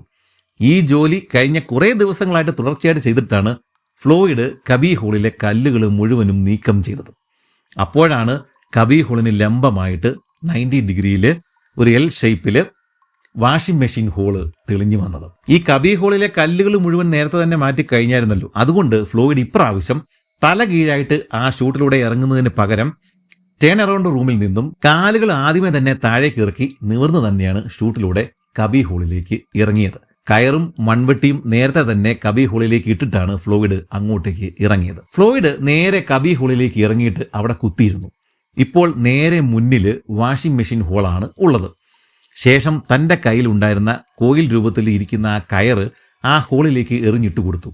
അത് കഴിഞ്ഞിട്ട് അദ്ദേഹം ഭിത്തിയിൽ പിടിച്ച് നിലത്തിരുന്ന് വട്ടം കറങ്ങി വാഷിംഗ് മെഷീൻ ഹോളിന് പുറം തിരിഞ്ഞിരുന്നു. എന്നിട്ട് റാന്തൽ കയ്യിലെടുത്തിട്ട് വാഷിംഗ് മെഷീൻ ഹോളിലേക്ക് തല ആദ്യം അകത്തേക്ക് ഇട്ടിട്ട് പുറകിലേക്ക് മലർന്നു തന്നെ ഉള്ളിലേക്ക് നുഴഞ്ഞു കയറി. കാലുകൾ വെച്ചിട്ട് ആ ദ്വാരത്തിൻ്റെ ഇരുഭിത്തുകളിലും സാവധാനം തള്ളിയാണ് ഫ്ലോയിഡ് അതിൻ്റെ ഉള്ളിലൂടെ അകത്തേക്ക് ഒരു വിരയെപ്പോലെ ഇഴഞ്ഞു നീങ്ങിയത്. റാന്തൽ വെളിച്ചത്തിൽ ആ ദ്വാരത്തിലെ ആ വാഷിംഗ് മെഷീൻ ഹോളിലെ ഭിത്തിയുടെ അവസ്ഥ ഈ ഫ്ലോയിഡിന് മനസ്സിലായി. പാറക്കഷ്ണങ്ങൾ ഇപ്പോൾ വീഴുമെന്ന മട്ടിൽ അടർന്നാണ് ഇരിക്കുന്നത്. കാലുകൾ വെച്ചിട്ട് ചവിട്ടി ശരീരത്തെ മുന്നോട്ട് നീക്കുമ്പോൾ അതീവ ജാഗ്രത പാലിക്കണം. റാന്തൽ കയ്യിലിരിക്കുന്നത് ബുദ്ധിമുട്ടാണ്. തിരികെ ഇങ്ങോട്ടേക്ക് വരുമ്പോൾ റാന്തൽ ആദ്യമേ തന്നെ ദ്വാരത്തിലേക്ക് കൈകൊണ്ട് തള്ളി വെച്ചിട്ട് വേണം ഇതേ രീതിയിൽ ഇങ്ങോട്ടേക്ക് മടങ്ങി വരുവാനായിട്ട്. അങ്ങനെ ഞെരുങ്ങി ഇഴഞ്ഞുകൊണ്ടിരുന്ന ഫ്ലോയിഡ് അപ്പോഴാണ് ഒരു കാര്യം ശ്രദ്ധിച്ചത്. വഴിമധ്യേ മുകളിൽ ഒരു ലൈംസ്റ്റോൺ പാറ താഴേക്ക് മുഴച്ചു നിൽപ്പുണ്ട്. തൻ്റെ മുഖത്തു നിന്നും വെറും 4 അടി ഉയരത്തിൽ മാത്രമാണ് അതുള്ളത്. അതിൽ തൊട്ടാലോ നമ്മൾ കൈകൊണ്ട് തള്ളുകയോ ഒക്കെ ചെയ്തു കഴിഞ്ഞാൽ അത് അടർന്ന് താഴേക്ക് വീഴാനുള്ള സാധ്യതയുണ്ട്. അതുകൊണ്ട് ഫ്ലോയിഡ് അതിൻ്റെ അടിയിലൂടെ തൻ്റെ കയ്യോ കാലോ അബദ്ധത്തിൽ പോലും തട്ടാതെയാണ് കടന്നുപോയത്. അവസാനം ഫ്ലോയിഡ് വാഷിംഗ് മെഷീൻ ഹോൾ മറികടന്നിട്ട് മറ്റൊരു ചെറിയ ചേംബറിൽ എത്തിച്ചേർന്നു. അവിടെ നിന്നും താഴേക്ക് വീണ്ടും വലിയൊരു കുഴിയായിരുന്നു ഉണ്ടായിരുന്നത്. ഫ്ലോയിഡ് തൻ്റെ കയറ് ഒരു പാറയിൽ കെട്ടിവെച്ച ശേഷം അതിൽ പിടിച്ച് ആ വിടവിലൂടെ താഴേക്കിറങ്ങി. എന്നാൽ താഴെ ചെന്ന ഫ്ലോയിഡിന് പ്രത്യേകിച്ചൊന്നും കാണാനായിട്ട് സാധിച്ചില്ല. ഇതിന്റെ ഉള്ളിൽ വലിയൊരു ഗുഹ ഉണ്ടെങ്കിൽ തന്നെ അതിനിയും താഴെയാവാനാണ് സാധ്യത. ഫ്ലോയിഡ് ചുറ്റിനും നോക്കി. അവിടെ നിന്ന് മറ്റെന്തെങ്കിലും വഴിയുണ്ടോ എന്നായിരുന്നു അദ്ദേഹം പരതിയത്. എന്നാൽ പെട്ടെന്ന് തന്നെ റാന്തലിന്റെ വെളിച്ചം കുറയുകയും അത് മിന്നുവാൻ തുടങ്ങുകയും ചെയ്തു. ഓയിൽ തീരാറായി കഴിഞ്ഞു. എത്രയും പെട്ടെന്ന് തിരികെ കയറണം എന്നതിന്റെ സൂചനയാണ് അത്. ഫ്ലോയിഡ് വേഗം തന്നെ കയറിൽ പിടിച്ചിട്ട് ആ കുഴിയുടെ മുകൾ ഭാഗത്തേക്ക് തിരികെ കയറി. എന്നാൽ കയറ് പാറയിൽ നിന്നും അഴിച്ചെടുക്കേണ്ട എന്ന് തന്നെയാണ് ഫ്ലോയിഡ് തീരുമാനിച്ചത്. കാരണം ഇനിയും പല തവണ ഇങ്ങോട്ടേക്ക് വരേണ്ടതാണ്. ഓരോ തവണയും കയർ ഇങ്ങനെ കൊണ്ടുവരേണ്ട ആവശ്യമൊന്നുമില്ല. അതുകൊണ്ട് ആ കയർ അവിടെ തന്നെ കിടക്കട്ടെ എന്ന് അദ്ദേഹം തീരുമാനമെടുത്തു. തിരികെയുള്ള പാതയിൽ ഇനി മുന്നിലുള്ളത് നമ്മുടെ പഴയ വാഷിംഗ് മെഷീൻ ഹോളാണ്. റാന്തൽ കയ്യിൽ കരുതുന്നത് ബുദ്ധിമുട്ടാണ് എന്ന് മുമ്പ് മനസ്സിലായി. അതുകൊണ്ട് ഫ്ലോയിഡ് ആദ്യമേ തന്നെ കൈകൾ നീട്ടി ആ കുഴിയിലേക്ക് നീട്ടിയിട്ട് കഴിയുന്നത്ര ദൂരത്തിൽ ആ റാന്തൽ വാഷിംഗ് മെഷീൻ ഹാളിന്റെ ഉള്ളിലേക്ക് കയറ്റി ഇങ്ങ് വെച്ചു. ഇതിനുശേഷം ഇങ്ങോട്ടേക്ക് വന്നതുപോലെ തന്നെ ഫ്ലോയിഡ് മുകളിലേക്ക് മലർന്നു കിടന്ന ശേഷം തലഭാഗം വാഷിംഗ് മെഷീൻ ഹോളിന്റെ ഉള്ളിലേക്ക് കയറ്റി. ഇതിനുശേഷം തന്റെ 2 കൈകളും ഇരുവശങ്ങളിലുമായിട്ട് നിവർത്തിയിട്ട് ട്രൗസറിന്റെ പോക്കറ്റുകൾക്ക് സമീപം ഭിത്തിക്കും ശരീരത്തിനും ഇടയിലായിട്ട് തിരികെ വെച്ചു. ശേഷം പഴയതുപോലെ കാലുകൾ കൊണ്ട് ശരീരത്തെ പുറയിലേക്ക് തള്ളി ആ ഹോളിലൂടെ നിരങ്ങി നീങ്ങി തുടങ്ങി. ഏതാണ്ട് പകുതി ഭാഗമായപ്പോഴേക്കും ഫ്ലോയിഡ് വാഷിംഗ് മെഷീൻ ഹോളിന്റെ നടുവിൽ ആ ലൈംസ്റ്റോൺ പാറ താഴേക്ക് തള്ളി നിൽക്കുന്ന ആ ഒരു ഭാഗത്ത് എത്തിച്ചേർന്നു. ഫ്ലോയിഡ് ഉടൻ തന്നെ വലത്ത് കൈ അരഭാഗത്തു നിന്ന് വലിച്ചൂരി തന്റെ തലയുടെ പുറകു ഭാഗത്തുണ്ടായിരുന്ന ആ റാന്തല് കുറച്ചുകൂടി പുറകിലേക്ക് തള്ളി മാറ്റിവെച്ചു. റാന്തല് ഇപ്പോൾ വാഷിംഗ് മെഷീൻ ഹോളിന്റെ മറുവശത്തെ ആ പഴയ കബി ഹോളിന്റെ എൻട്രൻസിനാണ് ഉള്ളത്. തന്റെ 2 കാലുകളും കൊണ്ട് 1-2 തവണ ഭിത്തിയിൽ ചവിട്ടി നിരങ്ങിയാൽ ഫ്ലോയിഡിന്റെ തലഭാഗം പഴയ കബി ഹോളിൽ എത്തിച്ചേരും. ഫ്ലോയിഡ് വീണ്ടും തന്റെ 2 കൈകളും അരഭാഗത്തോട് ചേർത്ത് വെച്ചു. ശേഷം തന്റെ തോളുകളും കാലുകളും ചലിപ്പിച്ച് വീണ്ടും നീങ്ങി തുടങ്ങി. വിളക്ക് തലയുടെ പുറകിലായതുകൊണ്ട് തന്നെ ഫ്ലോയിഡിന് തന്റെ കാലിന്റെ ഭാഗത്ത് എന്താണുള്ളത് എന്ന് വ്യക്തമായിട്ട് കാണാൻ സാധിക്കുന്നുണ്ടായിരുന്നില്ല. തോളുകളും കാലുകളും വീണ്ടും ചലിപ്പിച്ച് അദ്ദേഹം ഒരിക്കൽ കൂടി നീങ്ങി തുടങ്ങി. താൻ വാഷിംഗ് മെഷീൻ ഹോളിന്റെ ഏതാണ്ട് പുറത്തെത്തിയെന്നാണ് ഫ്ലോയിഡ് അപ്പോൾ കരുതിയത്. ഇനി കാലുകൊണ്ട് ഭിത്തിയിൽ ഒരു ചവിട്ടുകൂടി കൊടുത്താൽ മാത്രം മതി താൻ കബി ഹോളിൽ എത്തിച്ചേരും. ഫ്ലോയിഡ് തന്റെ വലത്തെ കാല് കുറച്ച് മുകളിലേക്ക് ഉയർത്തിയിട്ട് വാഷിംഗ് മെഷീൻ ഹോളിന്റെ മുകളിലെ ഭിത്തിയിൽ ആഞ്ഞു ചവിട്ടി. പക്ഷേ ഫ്ലോയിഡിന് തെറ്റി. താൻ ഇങ്ങോട്ടേക്ക് വന്നപ്പോൾ ശ്രദ്ധാപൂർവം ഒഴിവാക്കിയ താഴേക്ക് തള്ളി നിൽക്കുന്ന ലൈംസ്റ്റോൺ പാറയിൽ തന്നെയാണ് ഫ്ലോയിഡ് ഇപ്രാവശ്യം വലത്തെ കാലുകൊണ്ട് ആഞ്ഞ് ചവിട്ടിയത്. നിർഭാഗ്യവശാൽ ആ പാറ അവിടെ നിന്ന് അടർന്ന് താഴേക്ക് പോരുകയും ഫ്ലോയിഡിന്റെ ഇടത്തെ കാൽമുട്ടിന്റെ മുകളിലേക്ക് വന്ന് വീഴുകയും ചെയ്തു. ഫ്ലോയിഡിന്റെ ഇടത്തെ കാൽ ആ സമയത്ത് വി ആകൃതിയിൽ മടങ്ങിയിരിക്കുകയായിരുന്നു. അങ്ങനെ നിലത്തോട് ചേർന്ന് മടങ്ങിയിരിക്കുന്ന ഇടത്തെ കാലിന്റെ കണങ്കാലിന്റെ മുകളിലേക്കാണ് ആ പാറ വന്നിരുന്നത്. അതോടുകൂടി ഇടത്തെ കാല് ഒട്ടും അനക്കുവാൻ സാധിക്കാത്ത വിധം ഭിത്തിയോട് ചേർന്ന് ലോക്കാവുകയും ചെയ്തു. ഫ്ലോയിഡ് ഉടൻ തന്നെ തന്റെ ഇടത്തുകാല് സ്വതന്ത്രമാക്കുവാൻ വേണ്ടിയിട്ട് വലത്തുകാല് ഉപയോഗിച്ചിട്ട് മുകളിലെ ഭിത്തിയിൽ ആഞ്ഞു ചവിട്ടി. ഇത് പക്ഷെ കൂടുതൽ ചെറിയ പാറകൾ അടർന്നു വീഴുവാനായിട്ട് കാരണമാവുകയും ചെയ്തു. ഫ്ലോയിഡിന്റെ ഇടത്തുകാലും വലത്തുകാലും ഒരേ സമയം കല്ലുകൾക്കിടയിൽപ്പെട്ടിട്ട് ലോക്കാവുകയും ചെയ്തു. ഫ്ലോയിഡിന്റെ ശിരസ് ഇപ്പോൾ ഏതാണ്ട് കബി ഹോളിന്റെ അരികിലാണ്. നേരെ മുകളിലാണ് അദ്ദേഹം ഇങ്ങോട്ടേക്ക് വന്ന ആ ഷൂട്ട് ഉള്ളത്. ഇടത്തേക്ക് 45 ഡിഗ്രി ചെരിഞ്ഞാണ് 2 കാലുകളും ലോക്കായിട്ട് ഫ്ലോയിഡ് ഇപ്പോൾ കിടക്കുന്നത്. ഇടത്തെ കൈ ഏതാണ്ട് മുഴുവനായി തന്നെ ശരീരത്തിന്റെ അടിയിലാണ് ഉള്ളത്. അതുപോലെ തന്നെ ഇടതുവശത്തെ കവിള് ഭിത്തിയോട് ചേർന്ന് ഒരു പാറയിൽ അമർന്നാണ് ഇരിക്കുന്നത്. ഏതാണ്ട് ഇതേ രീതിയിൽ തന്നെയാണ് വലത്ത് കൈ ഉള്ളത്. മുകളിലെ പാറകളുണ്ടല്ലോ, അത് താഴേക്ക് അമർന്നിട്ട് ഈ ഫ്ലോയിഡിന്റെ നെഞ്ചിനോട് തൊട്ട് ചേർന്നാണ് സ്ഥിതി ചെയ്യുന്നത്. അതുകൊണ്ട് തന്നെ ഏതെങ്കിലും ഒരു വശത്തേക്ക് ചെരിയുവാനൊന്നും ഫ്ലോയിഡിന് സാധ്യമല്ല. ഇതിനു മുമ്പ് ഇത്തരം പല അവസ്ഥകളും തരണം ചെയ്തിട്ടുള്ള ആളാണ് ഫ്ലോയിഡ്. ഇത് പക്ഷെ അങ്ങനെയല്ല. ചെറിയൊരു ഭയം ഫ്ലോയിഡിനെ പിടികൂടി. മുന്നിൽ ഇരുട്ടായതുകൊണ്ട് തന്നെ തനിക്ക് പറ്റിയ അപകടം പൂർണ്ണമായിട്ടും കണ്ട് മനസ്സിലാക്കുവാനായിട്ട് ഫ്ലോയിഡിന് സാധിക്കുമായിരുന്നില്ല. അദ്ദേഹം കാലുകൾ ചെറുതായിട്ട് അനക്കി നോക്കിയെങ്കിലും കൂടുതൽ കല്ലുകളും മണ്ണുകളും കാലിലേക്ക് വന്നടിയുകയും 2 കാലുകളും പൂർണ്ണമായിട്ടും നിശ്ചലമാകുകയും ചെയ്തു. ശരീരത്തിന്റെ പുറകു ഭാഗത്ത് കൂർത്ത കല്ലുകൾ കൊണ്ടിട്ട് നല്ല വേദന തോന്നിയത് കൊണ്ട് ശരീരം ഒന്ന് റാ പോലെ വളച്ച് ആശ്വാസം കണ്ടെത്താനായിട്ട് ഫ്ലോയിഡ് നോക്കിയെങ്കിലും അദ്ദേഹം അനങ്ങും തോറും കൂടുതൽ മണ്ണും ചരലും ചുറ്റിനും വന്ന് അടിയുകയാണ് ഉണ്ടായത്. അതോടുകൂടി ഫ്ലോയിഡ് അനക്കം നിർത്തി നിശ്ചലനായി. അപ്പോഴാണ് വശങ്ങളിൽ നിന്നും മണ്ണ് ഊർന്നിറങ്ങി വരുന്ന ശബ്ദം ഫ്ലോയിഡ് കേട്ടത്. താൻ കൂടുതൽ വരിഞ്ഞു മുറുകെ പിടിക്കുകയാണ്.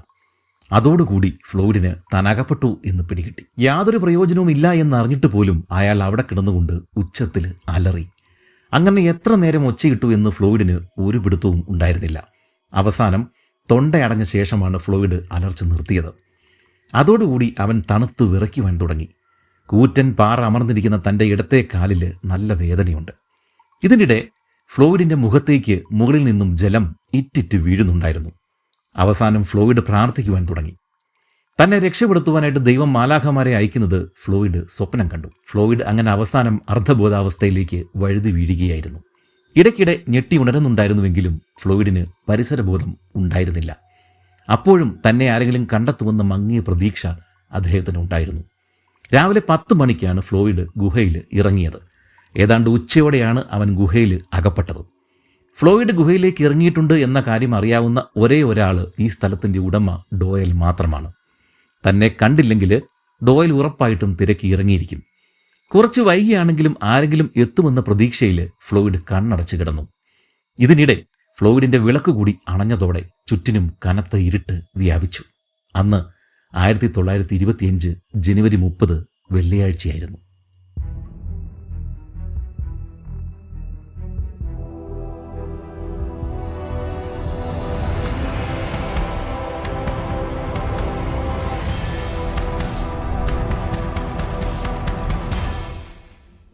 ഫ്ലോയിഡ് കോളിൻസ് വെള്ളിയാഴ്ച വൈകിട്ട് ഡോയലിൻ്റെ ഔട്ട് ഹൗസിൽ എത്തിയിട്ട് അവിടെ വെച്ച് തുണി മാറേണ്ട ആളാണ്.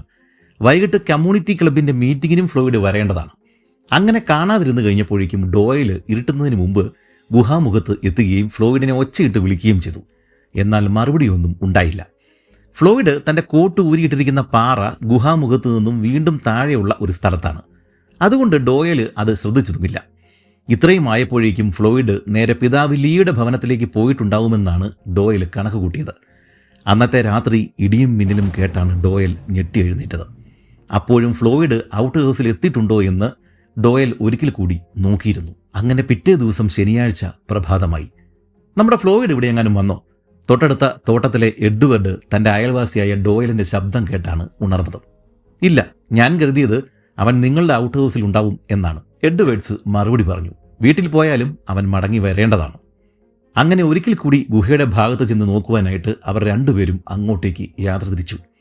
അവരുടെ കൂടെ എഡ്വേർഡ്സിന്റെ 17 വയസ്സുള്ള മകൻ ജൂവലും ഉണ്ടായിരുന്നു. തലേ രാത്രിയിലെ മഴയിൽ പെയ്ത തണുത്ത വെള്ളത്തിൽ ചവിട്ടി അവർ ഗുഹയുടെ കവാടത്തിന്റെ അരികിൽ എത്തിച്ചേർന്നു. ജൂവല് കുറച്ചുകൂടി താഴേക്ക് ഇറങ്ങി ചെന്നപ്പോൾ പാറയുടെ മേൽ ഫ്ലോയിഡിന്റെ ഓവർകോട്ട് തൂങ്ങിക്കിടക്കുന്നത് കണ്ട് ഞെട്ടി. അവൻ അക്കാര്യം മുകളിലേക്ക് വിളിച്ചു പറഞ്ഞതോടെ അവരെല്ലാം ഉറക്കെ അലറിക്കൊണ്ട് ഫ്ലോയിഡിനെ വിളിച്ചെങ്കിലും ഫലമുണ്ടായില്ല.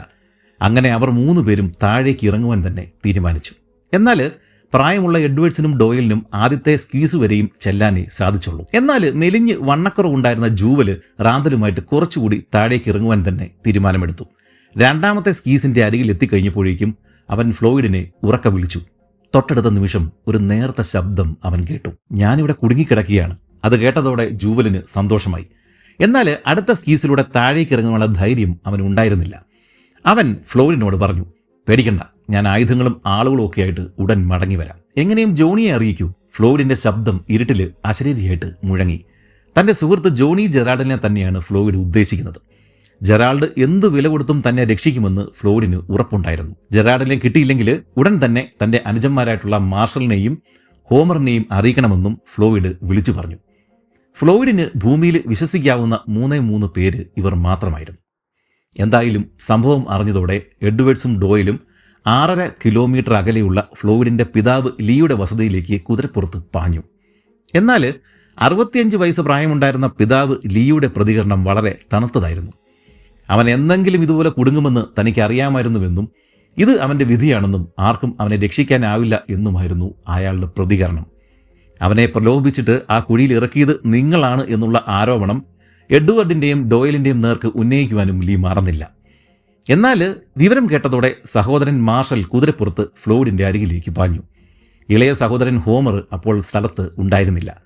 കോളിൻസ് കുടുംബത്തിൽ ഗുഹകളിൽ സ്ഥിരമായിട്ട് കയറി പരിചയമുണ്ടായിരുന്നത് ഫ്ലോയിഡിനും അനുജൻ ഹോമറിനും മാത്രമാണ്. എങ്കിലും കുഴിയിലേക്ക് ഇറങ്ങി സഹോദരന്റെ അവസ്ഥ മനസ്സിലാക്കുവാൻ തന്നെ ഈ മാർഷൽ തീരുമാനിച്ചു. മാർഷൽ ഈ ഒരു സ്ഥലത്ത് എത്തിക്കഴിഞ്ഞപ്പോഴേക്കും ഗുഹാമുഖത്തിന് ചുറ്റും ആളുകൾ തടിച്ചുകൂടിയിട്ടുണ്ടായിരുന്നു. എന്നാൽ ആർക്കും കുഴിയിലേക്ക് ഇറങ്ങി നോക്കാനുള്ള ധൈര്യമൊന്നും ഉണ്ടായിരുന്നില്ല. ഗുഹയിലേക്ക് ഇറങ്ങിയ മാർഷൽ രണ്ടാമത്തെ സ്കീസിന്റെ അരികിൽ വരെയും എത്തിച്ചേർന്നു. അവിടെ നിന്നാൽ താഴേക്ക് അനേകം കുഴികൾ കാണാൻ സാധിക്കും. ഇതിൽ ഏതിലേക്കാണ് ഫ്ലോയിഡ് ഇറങ്ങിയിരിക്കുന്നത് എന്ന് മാർഷലിന് മനസ്സിലായില്ല. എനിക്ക് ഇതിൽ ഏത് വഴിയാണ് ഇറങ്ങേണ്ടത് എന്ന് പിടികിട്ടുന്നില്ല, മാർഷൽ ഉറക്കെ വിളിച്ചു പറഞ്ഞു. ഉടൻ തന്നെ താഴെയുള്ള ഹോളുകളിൽ ഒന്നിൽ നിന്നും പതറിയ ഒരു ശബ്ദം കേട്ടു. മാർഷൽ, അത് നീയാണോ? 10 അടിയോളം താഴ്ചയുള്ള ഒരു കുഴിയിലാണ് ഞാൻ കിടക്കുന്നത്. നീ ഇറങ്ങുമ്പോൾ സൂക്ഷിക്കണം. എൻ്റെ തല കുഴിയോട് ചേർന്നാണ് കിടക്കുന്നത്, അതിനാൽ കല്ലുകൾ വീഴുവാൻ സാധ്യതയുണ്ട്. മാർഷൽ ഉടൻ തന്നെ ഫ്ലോയിഡിന്റെ ശബ്ദം കേട്ട ഷൂട്ടിലൂടെ കാലുകൾ ആദ്യം എന്ന നിലയിൽ താഴേക്കിറങ്ങി. എന്നാൽ മാർഷലിന് വലിപ്പ കൂടുതലുണ്ടായിരുന്നു, അതിനാൽ അവന് ഇറങ്ങുവാൻ സാധിച്ചില്ല. അതുകൊണ്ട് മാർഷൽ ഷൂട്ടിന്റെ വലിപ്പം കൂട്ടുവാൻ വേണ്ടിയിട്ട് റാന്തൽ മാറ്റിവെച്ചിട്ട് കൈകൊണ്ട് മാന്തുവാൻ തുടങ്ങി. അങ്ങനെ 3 മണിക്കൂറുകളാണ് കടന്നുപോയത്. ഇതിനിടെ ഫ്ലോയിഡിന്റെ മറ്റൊരു സഹോദരൻ, മുമ്പ് പറഞ്ഞ ഹോമർ, ഗുഹയുടെ മുകളിൽ എത്തിയിട്ടുണ്ടായിരുന്നു. ഗുഹാമുഖത്ത് തടിച്ചുകൂടിയ ആളുകൾ തണുപ്പ് സഹിക്കാൻ വയ്യാതെ തീ കൂട്ടിയിരിക്കുന്നത് കണ്ട് ഹോമർ അവരോട് ദേഷ്യപ്പെട്ടു. കാരണം തീ ഗുഹാമുഖത്തെ ഐസിനെ ഉരുക്കുകയും വെള്ളം ഗുഹയിലേക്ക് ഇറങ്ങാനായിട്ട് കാരണമാകുകയും ചെയ്യും. ശേഷം ഒരു റാന്തലൂക്ക് എടുത്തുകൊണ്ട് ഹോമർ താഴേക്കിറങ്ങി. 1ാമത്തെ സ്കീസ് വരെയും 2-3 ആളുകൾ താഴേക്ക് ഇറങ്ങി നിൽക്കുന്നത് ഹോമർ കണ്ടു. അവസാനം ഫ്ലോയിഡിന്റെ തലയ്ക്ക് മുകളിലുള്ള ഷൂട്ടിന്റെ അരികിൽ എത്തിക്കഴിഞ്ഞപ്പോഴേക്കും മണ്ണ് മാന്തി വിയർത്ത് കുളിച്ചു നിൽക്കുന്ന മാർഷലിനെയും കണ്ടു. വണ്ണക്കുറവുള്ള ഹോമറിന് ഷൂട്ടിലൂടെ താഴേക്ക് ഇറങ്ങുവാനായിട്ട് സാധിക്കുമെന്ന് പിടികിട്ടിയതോടെ മാർഷല് ഹോമറിന് വഴി മാറിക്കൊടുത്തു. ഫ്ലോയിഡ്, നീ അവിടെ ഉണ്ടോ? ഹോമർ ഉറക്കെ വിളിച്ചു ചോദിച്ചു. ഓ ഹോമർ, എൻ്റെ ചെറുക്ക, നീ വരുമെന്ന് എനിക്ക് അറിയാമായിരുന്നു. ഫ്ലോയിഡ് സന്തോഷം കൊണ്ട് ഉറക്കെ അലറി. നീ നിന്റെ ഓവർകോട്ടെല്ലാം ഊരി മാറ്റ്, ഷൂട്ട് തീരെ ചെറുതാണ്, അണ്ടർവെയർ മാത്രം ഇട്ടാൽ മാത്രമേ നിനക്ക് ഇങ്ങോട്ടേക്ക് ഇറങ്ങുവാനായിട്ട് സാധിക്കുകയുള്ളൂ, ഫ്ലോയിഡ് അനുജനെ ഉപദേശിച്ചു. അങ്ങനെ ഹോമർ സാവധാനം കാലാദ്യം ഷൂട്ടിലേക്ക് ഇറക്കിയിട്ട് കബി ഹോളിലേക്ക് ഇറങ്ങി. തന്റെ തലയുടെ പുറകിലൂടെ അനുജന്റെ കാലുകൾ ഇറങ്ങി വരുന്നത് ഫ്ലോയിഡിന് അനുഭവപ്പെട്ടു. ഒരാൾക്ക് നിന്ന് തിരിയാൻ സ്ഥലമില്ലാത്ത കബി ഹോളിൽ ശ്വാസം മുട്ടിയാണ് ഹോമർ നിന്നത്. കുനിഞ്ഞ് താഴേക്ക് നോക്കിയ അവൻ തന്റെ സഹോദരന്റെ മുഖം റാന്തൽ വെളിച്ചത്തിൽ കണ്ടു. ഫ്ലോയിഡിന്റെ കിടപ്പ് കണ്ട് അപകടം മനസ്സിലാക്കിയ ഹോമറിന്റെ ഹൃദയം തകർന്നുപോയി. താൻ എങ്ങനെയാണ് ട്രാപ്പായി കിടക്കുന്നത് എന്ന് ഫ്ലോയിഡ് ഹോമറിനോട് വിശദീകരിച്ചു പറഞ്ഞു. ഇടത്തെ കാലിന്റെ മുകളിൽ നിന്നും ലൈംസ്റ്റോൺ ബ്ലോക്ക് എടുത്ത് മാറ്റാതെ ഫ്ലോയിഡിനെ സ്വതന്ത്രമാക്കാൻ സാധിക്കില്ല എന്ന് അതോടെ ഹോമറിന് മനസ്സിലായി. കൂടാതെ കബി ഹോളിൽ പണിയെടുക്കണമെന്നുണ്ടെങ്കിൽ തല കീഴായിട്ട് ഇറങ്ങി വന്നാലേ കാര്യമുള്ളൂ.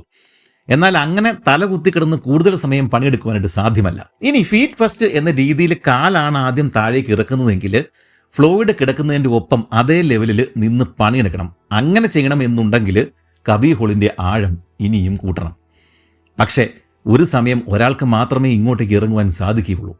അയാൾക്ക് പക്ഷേ അധിക നേരം ഇവിടെ തുടരുവാനും സാധിക്കില്ല. ഫ്ലോയിഡിൻ്റെ കൈകൾ സ്വതന്ത്രമാക്കി എടുക്കുവാനായിട്ടാണ് ഹോമർ ആദ്യമേ തന്നെ ശ്രമിച്ചത്. മാറ്റുന്ന മണ്ണ് പക്ഷേ അപ്പോൾ തന്നെ മുകളിലേക്ക് മാറ്റണം. കുറച്ച് സിറപ്പ് ബക്കറ്റുകൾ താഴേക്ക് തരുവാനായിട്ട് ഹോമർ മുകളിൽ നിൽക്കുന്ന ആളുകളോട് വിളിച്ചു പറഞ്ഞു. നമ്മുടെ നാട്ടിലെ റബ്ബർ പാലൊക്കെ എടുക്കാൻ വേണ്ടിയിട്ട് നമ്മൾ വെച്ചിരിക്കുന്ന കപ്പ് പോലിരിക്കുന്ന ഒരു ചെറിയൊരു ബക്കറ്റില്ലേ, അതുപോലെ മേപ്പിൾ മരത്തിൻ്റെ സിറപ്പ് ടാപ്പ് ചെയ്യാൻ വേണ്ടിയിട്ട് ഉപയോഗിക്കുന്ന തീരെ ചെറിയ കപ്പുകളാണ് ഈ സിറപ്പ് ബക്കറ്റുകൾ എന്ന് പറയുന്നത്. ഇതല്ലാതെ വലിയ ബക്കറ്റുകളോ ഉപകരണങ്ങളോ കബി ഹോളിലേക്ക് ഇറക്കുവാനായിട്ട് സാധിക്കത്തില്ല. ഇതിനിടെ ഫ്ലോയിഡിനെ കുറച്ച് സാൻഡ്വിച്ചുകളും കോഫിയും മുകളിൽ നിന്നും ഹോമറിന്റെ അരികിലേക്ക് കെട്ടിയിറക്കി കൊടുത്തിട്ടുണ്ടായിരുന്നു. ഒരു കുട്ടിക്ക് ഭക്ഷണം കൊടുക്കുന്നത് പോലെ ഹോമർ തൻ്റെ ജ്യേഷ്ഠന് സാൻഡ്വിച്ചും കോഫിയും ചുണ്ടുകളിൽ തന്നെ നേരിട്ട് പകർന്നു കൊടുത്തു. പക്ഷേ അത്രയും സമയമായി കഴിഞ്ഞപ്പോഴേക്കും അടിവസ്ത്രം മാത്രം ധരിച്ചു നിന്നിരുന്ന ഹോമറിനെ തണുപ്പ് കൊണ്ട് വിറയ്ക്കുവാൻ തുടങ്ങി. ഇത് മനസ്സിലാക്കിയ ഫ്ലോയിഡ് അനുജനോട് പറഞ്ഞു, നീ കയറിപ്പോക്കോളൂ, എന്നിട്ട് ജോണി ജെറാൾഡിനോട് വരാൻ പറയൂ, ബാക്കി അവൻ ചെയ്തുകൊള്ളൂ. ഹോമർ കയറിപ്പോകുന്നതിന് മുമ്പ് കുറച്ച് ചാക്ക് തുണികൾ ഫ്ലോയിഡിന്റെ മുഖത്തിന് ചുറ്റും പൊതിഞ്ഞു വെച്ചു. മുകളിലെ ഭിത്തിയിൽ നിന്നും ഇറ്റിറ്റ് താഴേക്ക് വീഴുന്ന വെള്ളത്തുള്ളികൾ ഈ ഫ്ലോയിഡിന് കാര്യമായിട്ടുള്ള കുഴപ്പം സൃഷ്ടിക്കുന്നുണ്ടായിരുന്നു. ഫ്ലോയിഡ് തന്നെ മുമ്പ് കൊണ്ടുവന്ന കുറച്ച് ചെറിയ ചാക്കുകളും കബി ഹോളിൽ കിടപ്പുണ്ടായിരുന്നു. ഹോമർ അവയെല്ലാം എടുത്ത് ഫ്ലോയിഡിന്റെ ശരീരത്തെ പൊതിഞ്ഞു വെക്കുകയും ചെയ്തു. ഇത്രയും ചെയ്ത ശേഷം ഹോമർ തിരികെ മുകളിലേക്ക് കയറി. ഇതിനുശേഷം പലരും താഴേക്കിറങ്ങി നോക്കിയെങ്കിലും അവസാനത്തെ ആ ഷൂട്ടിലൂടെ കബി ഹോളിലേക്ക് ഇറങ്ങുവാനായിട്ട് അവർക്കാർക്കും സാധിച്ചില്ല. അങ്ങനെ വന്നു കഴിഞ്ഞപ്പോഴേക്കും ശനിയാഴ്ച രാത്രി 8 മണിയോട് കൂടിയിട്ട് ഹോമർ വീണ്ടും ഒരിക്കൽ കൂടി താഴേക്ക് ഇറങ്ങി. ഇപ്രാവശ്യം ഫ്ലോയിഡിനെ പുതപ്പിക്കുവാനായിട്ട് കൂടുതൽ തുണികൾ അവൻ കരുതിയിട്ടുണ്ടായിരുന്നു. കൂടാതെ 2 സ്കീസുകളും അവസാനത്തെ ഷൂട്ടും കുറച്ചുകൂടി വലുതാക്കുക എന്ന ഉദ്ദേശവും അവനുണ്ടായിരുന്നു. എന്നാൽ 3 മണിക്കൂറുകൾ തുടർച്ചയായിട്ട് പണിയെടുത്തിട്ടും കാര്യമായ പുരോഗതിയൊന്നും കൈവരിക്കാനായിട്ട് ഹോമറിന് സാധിച്ചില്ല. ഇതിൻ്റെയൊക്കെ ഇടയിൽ ഫ്ലോയിഡിന് കറക്റ്റായിട്ട് ഭക്ഷണം കൊടുക്കുന്ന കാര്യം ഹോമർ കൃത്യസമയത്ത് തന്നെ ചെയ്യുന്നുണ്ടായിരുന്നു. പിറ്റേ ദിവസം ഞായറാഴ്ച രാവിലെ 6 മണിക്കാണ് ഹോമർ പുറത്തേക്ക് വന്നത്. അപ്പോഴേക്കും വിവരമറിഞ്ഞിട്ട് 100 കണക്കിന് ആളുകളാണ് ഗുഹയുടെ പരിസരങ്ങളിൽ തടിച്ചു കൂടിയിട്ടുണ്ടായിരുന്നത്. ആ സമയം ഫ്ലോയിഡ് കുടുങ്ങിക്കിടക്കുന്ന കുഴിക്ക് ഒരു പേരും വീണിട്ടുണ്ടായിരുന്നു, സാൻ കേവ്. ഒന്ന് വിശ്രമിച്ച ശേഷം വൈകുന്നേരം മടങ്ങിയെത്തിയ ഹോമർ ഗുഹയുടെ പരിസരത്ത് ഒരു കാര്യവുമില്ലാതെ ആളുകൾ കൂടി നിൽക്കുന്നത് കണ്ട് ദേഷ്യപ്പെട്ടു. താൻ പോയ ശേഷം ഒരാൾ പോലും താഴെ വരെയും ഇറങ്ങിച്ചെന്ന് ഫ്ലോയിഡിന് ഭക്ഷണം കൊടുത്തിട്ടില്ല എന്നും കൂടി അറിഞ്ഞപ്പോഴേക്കും ഹോമറിന്റെ ദേഷ്യം ഇരട്ടിയായി. സത്യത്തിൽ വണ്ണം തീരെ കുറവുള്ള കേവിങ്ങിൽ എക്സ്പീരിയൻസ് ഉള്ള ഭയമില്ലാത്ത ഒരാൾക്ക് മാത്രമേ ഫ്ലോയിഡ് കിടക്കുന്ന സ്ഥലം വരെയും ഇറങ്ങിച്ചെല്ലുവാനായിട്ട് സാധിക്കുകയുള്ളൂ. പലരും ആദ്യത്തെ സ്കീസ് വരെ മാത്രമാണ് ഇറങ്ങിച്ചെന്നത്. അന്നത്തെ ദിവസം ഹോമർ താഴേക്ക് ഇറങ്ങിക്കഴിഞ്ഞപ്പോഴേക്കും താഴോട്ടുള്ള വഴികളിൽ പലരും ഉപേക്ഷിച്ചു പോയിട്ടുള്ള ഭക്ഷണ സാധനങ്ങൾ ചിതറിക്കിടക്കുന്നത് കണ്ടിരുന്നു. പക്ഷേ അതിലൊന്നുപോലും ഫ്ലോയിഡിന് എത്തിച്ചു കൊടുക്കാനായിട്ട് ആർക്കും സാധിച്ചില്ല. ഇപ്രാവശ്യം വെൽഡ് ചെയ്യുന്ന ഗ്യാസലിൻ ബ്ലോ ടോർച്ച് ഉപയോഗിച്ചിട്ട് ഫ്ലോയിഡിന്റെ മുകളിലെ ലൈംസ്റ്റോൺ പാറ തകർക്കുവാനായിട്ട് ഒരു ശ്രമം ഹോമർ നടത്തി നോക്കിയെങ്കിലും അതും പരാജയപ്പെട്ടു. തലകുത്തി കിടന്ന് അത് പൊട്ടിക്കുവാനായിട്ട് നോക്കിയെങ്കിലും സ്ഥലപരിമിതി മൂലം അതും ഉപേക്ഷിക്കേണ്ടി വന്നു. അവസാനം കൈകൾ കൊണ്ട് മാന്തി മണ്ണിൽ പുതഞ്ഞു കിടക്കുന്ന ഫ്ലോയിഡിന്റെ കൈകൾ കാണുവാനെങ്കിലും ഹോമറിന് സാധിച്ചു. അങ്ങനെ നീണ്ട 4 മണിക്കൂറുകളുടെ പരിശ്രമങ്ങൾക്കൊടുവിൽ ഹോമർ ഒരിക്കൽ കൂടി പരാജിതനായി മുകളിലേക്ക് തിരികെ കയറി. അവിടെ ഈ ഫ്ലോയിഡിന്റെയും മാർഷലിന്റെയും ഹോമറിന്റെയൊക്കെ പിതാവായിട്ടുള്ള ലീയും സഹോദരൻ മാർഷലും ഒക്കെ കാത്തു നിൽപ്പുണ്ടായിരുന്നു. ഫ്ലോയിഡ് കുടുങ്ങിയത് ദൈവഹിതമാണെന്നും അവനെ രക്ഷിക്കുവാനായിട്ട് ആർക്കും സാധ്യമല്ല എന്നും ലീ പറഞ്ഞത് മക്കൾ രണ്ടുപേരെയും കാര്യമായിട്ട് ദേഷ്യം പിടിപ്പിച്ചു. ഈ ഒരു കോളിൻസ് കുടുംബത്തിലെ വഴക്ക് കാണുവാൻ വേണ്ടിയിട്ട് ആളുകൾ ചുറ്റിനും കൂടുകയും ചെയ്തു. ദേഷ്യം പിടിച്ച മാർഷല് ഫ്ലോയിഡിനെ പുറത്തു കൊണ്ടുവരുന്ന ആളുകൾക്ക് $500 പാരിതോഷികം പ്രഖ്യാപിച്ചു. ഇത് കേട്ട് പലരും സാന്റിഗോയിലേക്ക് ഇറങ്ങിയെങ്കിലും ഭയന്ന് തിരികെ കയറി. ഇതിനിടെ ഒരാൾ ഫ്ലോയിഡ് മരിച്ചുവെന്ന് കള്ളം പറയുകയും ചെയ്തു. ഞായറാഴ്ച രാത്രി ഒരു തണുത്ത മഴ കൂടി പെയ്തതോടെ കാര്യങ്ങൾ കൂടുതൽ വഷളായി. അതോടുകൂടി ആളുകൾ റാന്തലുകൾ പാറകൾക്കിടയിൽ തൂക്കിയിട്ടു. അങ്ങനെ കേവിന്റെ പരിസരങ്ങളിൽ വെളിച്ചമുണ്ടായിരുന്നുവെങ്കിലും താഴെ ഫ്ലോയിഡ് അപ്പോഴും ഇരുട്ടിൽ തന്നെയായിരുന്നു. ഫ്ലോയിഡ് ഗുഹയിൽ കുടുങ്ങിയിട്ട് 2.5 ദിവസങ്ങളായെങ്കിലും ഇതുവരെയും ഒന്നും ചെയ്യുവാൻ സാധിക്കാത്തതിൽ ഹോമറിനും മാർഷലിനും അതീവ ദേഷ്യവും ദുഃഖവും ഉണ്ടായിരുന്നു. ഹോമറിനെ മാത്രമാണ് ഫ്ലോയിഡിന്റെ അരികിൽ ചെല്ലുവാൻ പോലും ഇതുവരെയും സാധിച്ചത്. അങ്ങനെ 1925 ഫെബ്രുവരി മാസം 2 തിങ്കളാഴ്ചയായി. ഫ്ലോയിഡിന്റെ കഥ അപ്പോഴേക്കും കെൻഡക്കിയിലെ പല ന്യൂസ് പേപ്പറുകളിലും ചെറുതായിട്ട് വന്നു തുടങ്ങിയിട്ടുണ്ടായിരുന്നു. എങ്കിലും ഇത്തരം വാർത്തകൾ ധാരാളം ഗുഹകളുള്ള മാമത്ത് കേവ് ഭാഗങ്ങളിൽ നിന്നും സ്ഥിരമായിട്ട് അക്കാലത്ത് വന്നിരുന്നത് കൊണ്ട് തന്നെ വലിയ പ്രാധാന്യമൊന്നും ആ സമയത്ത് ഈ ഒരു വാർത്തയ്ക്ക് കിട്ടിയില്ല. എങ്കിലും കൊറിയർ ജേർണൽ എന്ന പത്രം തങ്ങളുടെ ഒരു റിപ്പോർട്ടറെ അങ്ങോട്ട് നേരിട്ട് അയക്കുവാൻ തന്നെ തീരുമാനമെടുത്തു. വില്യം മില്ലർ എന്നായിരുന്നു അയാളുടെ പേര്. മില്ലർ ആദ്യമേ തന്നെ പോലീസിനെയും ഫയർ ആൻഡ് റെസ്ക്യൂ ടീമിനെയും ബന്ധപ്പെടുകയാണ് ചെയ്തത്. അവർ പക്ഷേ മില്ലറുടെ കൂടെ ഇങ്ങോട്ടേക്ക് വരാനായിട്ട് വിസമ്മതിച്ചു. ഇത്രയും ദിവസമായിട്ട് ഗുഹയിൽ കിടക്കുന്നവനെ ഇനി രക്ഷിക്കാനായിട്ട് കഴിയില്ല എന്നും ആളുകളുടെ ടാക്സ് മണി അങ്ങനെ വെറുതെ കളയാനൊന്നും ഉള്ളതല്ല എന്നുമൊക്കെയാണ് അവർ പറഞ്ഞത്. അങ്ങനെ 21 വയസ്സുള്ള വില്യം മില്ലർ ഒറ്റയ്ക്ക് തന്നെ സാൻ കേവിലേക്ക് തിരിച്ചു. തിങ്കളാഴ്ച 9 മണിക്കാണ് മില്ലർ കേവിന്റെ മുകളിൽ എത്തിയത്. അപ്പോൾ ഏതാണ്ട് 50ഓളം ആളുകൾ പല സ്ഥലങ്ങളിലൊക്കെയായിട്ട് തീ കാഞ്ഞുകൊണ്ട് അവിടെ ഇരിപ്പുണ്ടായിരുന്നു.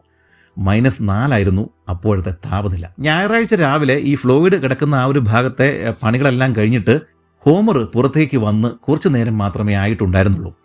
ഒരു പാറയുടെ മുകളിൽ ക്ഷീണിച്ചിരിക്കുന്ന ഹോമറിന്റെ അരികിലെത്തിയ ശേഷം ഈ പത്രപ്രവർത്തകനായിട്ടുള്ള മില്ലർ ചോദിച്ചു, ഫ്ലോയിഡ് ഇപ്പോഴും ജീവനോടെ ഉണ്ടോ? ക്ഷീണിച്ച് അവശനായിരുന്ന ഹോമർ മുഖം ഉയർത്തിപ്പോലും നോക്കാതെ കുഴിയിലേക്ക് ചൂണ്ടിക്കൊണ്ട് പറഞ്ഞു, അവിടെ ഒരു കുഴിയുണ്ട്, നിനക്ക് അറിയണമെന്നുണ്ടെങ്കിൽ അതിനകത്തേക്ക് ഇറങ്ങിച്ചെന്ന് നേരിട്ട് ചോദിക്കും. എന്നാൽ ഹോമറിനെ അത്ഭുതപ്പെടുത്തിക്കൊണ്ട് മില്ലർ ആ ഒരു വെല്ലുവിളി അങ്ങ് സ്വീകരിച്ചു. അത്ഭുതത്തോടെ തലയുയർത്തി നോക്കിയ ഹോമറിന് മില്ലർ സാധാരണക്കാരനല്ല എന്ന് അപ്പോൾ തന്നെ പിടികിട്ടി. മാത്രമല്ല, തീരെ വണ്ണമില്ലാതിരുന്ന മില്ലർക്ക് അപ്പോൾ വെറും 53 കിലോഗ്രാം മാത്രമേ തൂക്കമുണ്ടായിരുന്നുള്ളൂ. അവസാനത്തെ ഷൂട്ട് വഴി മില്ലർക്ക് കബി ഹോളിലേക്ക് ഇറങ്ങുവാൻ സാധിക്കുമെന്ന് ഉറപ്പാണ്. മില്ലർ ഉടൻ തന്നെ വസ്ത്രങ്ങൾ അഴിച്ചു വെച്ചിട്ട് കുഴിയിലേക്ക് ഇറങ്ങുവാനായിട്ട് തയ്യാറായി. കേവിങ്ങിലെ അത്ര വലിയ എക്സ്പീരിയൻസ് ഒന്നും ഇല്ലാത്ത മില്ലർക്ക് ധൈര്യം മാത്രമായിരുന്നു അപ്പോൾ മുതൽക്കൂട്ട്. ആദ്യത്തെ സ്കീസ് വരെയും ഹോമർ മില്ലറിന്റെ പുറകെ അനുഗമിച്ചു. ശേഷം വീതി കുറവായതുകൊണ്ട് തന്നെ ഹോമർ റാന്തല് കൈമാറിയ ശേഷം പിൻവാങ്ങി. രണ്ടാമത്തെ സ്കീസിനരികെ എത്തിക്കഴിഞ്ഞപ്പോഴേക്കും മില്ലർ ഫ്ലോയിഡിനെ ഉറക്ക വിളിച്ചു. ആദ്യമൊന്നും അതിന് പ്രതികരണമൊന്നും ലഭിച്ചില്ല എങ്കിലും കുറച്ച് കഴിഞ്ഞപ്പോഴേക്കും ഒരു നേർത്ത ശബ്ദം മില്ലർ കേട്ടു. ഗുഹയിലെ ഇരുട്ടും ഇടുങ്ങിയ ദ്വാരങ്ങളും കണ്ട് ഭയന്നു പോയെങ്കിലും ഫ്ലോയിഡിന്റെ ശബ്ദം മില്ലർക്ക് ഊർജം പകരുകയാണ് ചെയ്തത്. അടിയിൽ ഒരു മനുഷ്യജീവൻ കുടുങ്ങിക്കിടപ്പുണ്ട് എന്ന ചിന്ത മില്ലറുടെ ഭയത്തെ തുരത്തി ഓടിച്ചു. മുമ്പ് പറഞ്ഞതുപോലെ ഫീറ്റ് ഫസ്റ്റ് എന്ന രീതിയിൽ കാല് താഴേക്കാക്കി മില്ലർ ഷൂട്ടിലൂടെ താഴേക്കിറങ്ങി.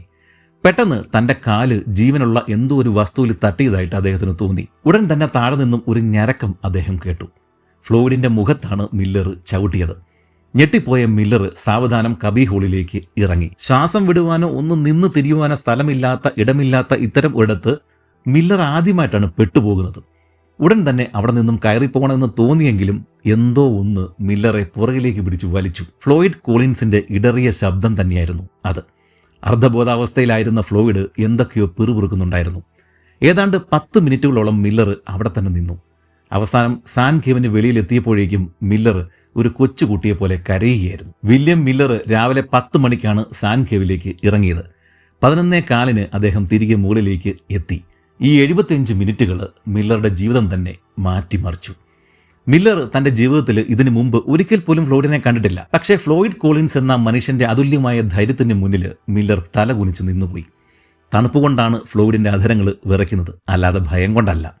താൻ കണ്ട കാര്യങ്ങളെല്ലാം വിശദമായി തന്നെ മില്ലർ അടുത്തുള്ള ടെലിഗ്രാഫ് സ്റ്റേഷനിൽ നിന്നും കൃത്യമായി റിപ്പോർട്ട് ചെയ്യാനായിട്ട് തുടങ്ങിയതോടെ അപകട സ്ഥലത്തു നിന്നുള്ള നേരിട്ടുള്ള റിപ്പോർട്ടിംഗ് എന്ന ശൈലിക്ക് വ്യാപകമായ ശ്രദ്ധ കിട്ടുവാൻ തുടങ്ങുകയായിരുന്നു. പക്ഷേ നമ്മുടെ ഈ ഫ്ലോയിഡിന്റെ വ്യക്തിത്വം ഉണ്ടല്ലോ, അത് മില്ലറെ കാര്യമായിട്ട് സ്വാധീനിച്ചു. അതുകൊണ്ട് തന്നെ തിരികെ പോകാതെ റെസ്ക്യൂ മിഷനിൽ പങ്കുചേരുവാൻ തന്നെയാണ് മില്ലർ തീരുമാനമെടുത്തത്. ഇതിന്റെ ഇടയിൽ പത്രങ്ങളിൽ കാര്യമായ റിപ്പോർട്ടുകൾ വന്നു തുടങ്ങിയതോടെ special police fire rescue team അങ്ങോട്ടേക്ക് ആളുകളെ അയച്ചു. 33 വയസ്സുള്ള റോബർട്ട് ബെർഡൻ ആയിരുന്നു അവരുടെ തലവൻ. തന്റെ ജോലിയിൽ സ്ഥാനക്കയറ്റത്തിനുള്ള വഴിയാണ് ഫ്ലോയിഡിന്റെ റെസ്ക്യൂ മിഷൻ എന്ന് ബെർഡൻ ആദ്യമേ തന്നെ തിരിച്ചറിഞ്ഞിരുന്നു. നാട്ടുകാർക്ക് ഈ ബെർഡൻ ഉൾപ്പെടെ പുറത്തുനിന്നും വരുന്നവരെ ഗുഹയ്ക്കുള്ളിലേക്ക് വിടാനോ അവരുടെ അഭിപ്രായങ്ങൾ മുഖവിലേക്ക് എടുക്കുവാനോ താല്പര്യം തീരെ ഉണ്ടായിരുന്നില്ല. ബെർഡൻ ഈ ഫ്ലോയിഡിനെ കാണുവാൻ വേണ്ടിയിട്ട് താഴേക്ക് ഇറങ്ങുന്ന സമയത്ത് ഫ്ലോയിഡിന്റെ അരികിൽ നിന്നും തിരികെ കയറി വരുന്ന ഹോമറിനെ കണ്ടിരുന്നു. ഹോമർ തടഞ്ഞെങ്കിലും ബെർഡൻ താഴേക്ക് തന്നെ ഇറങ്ങി.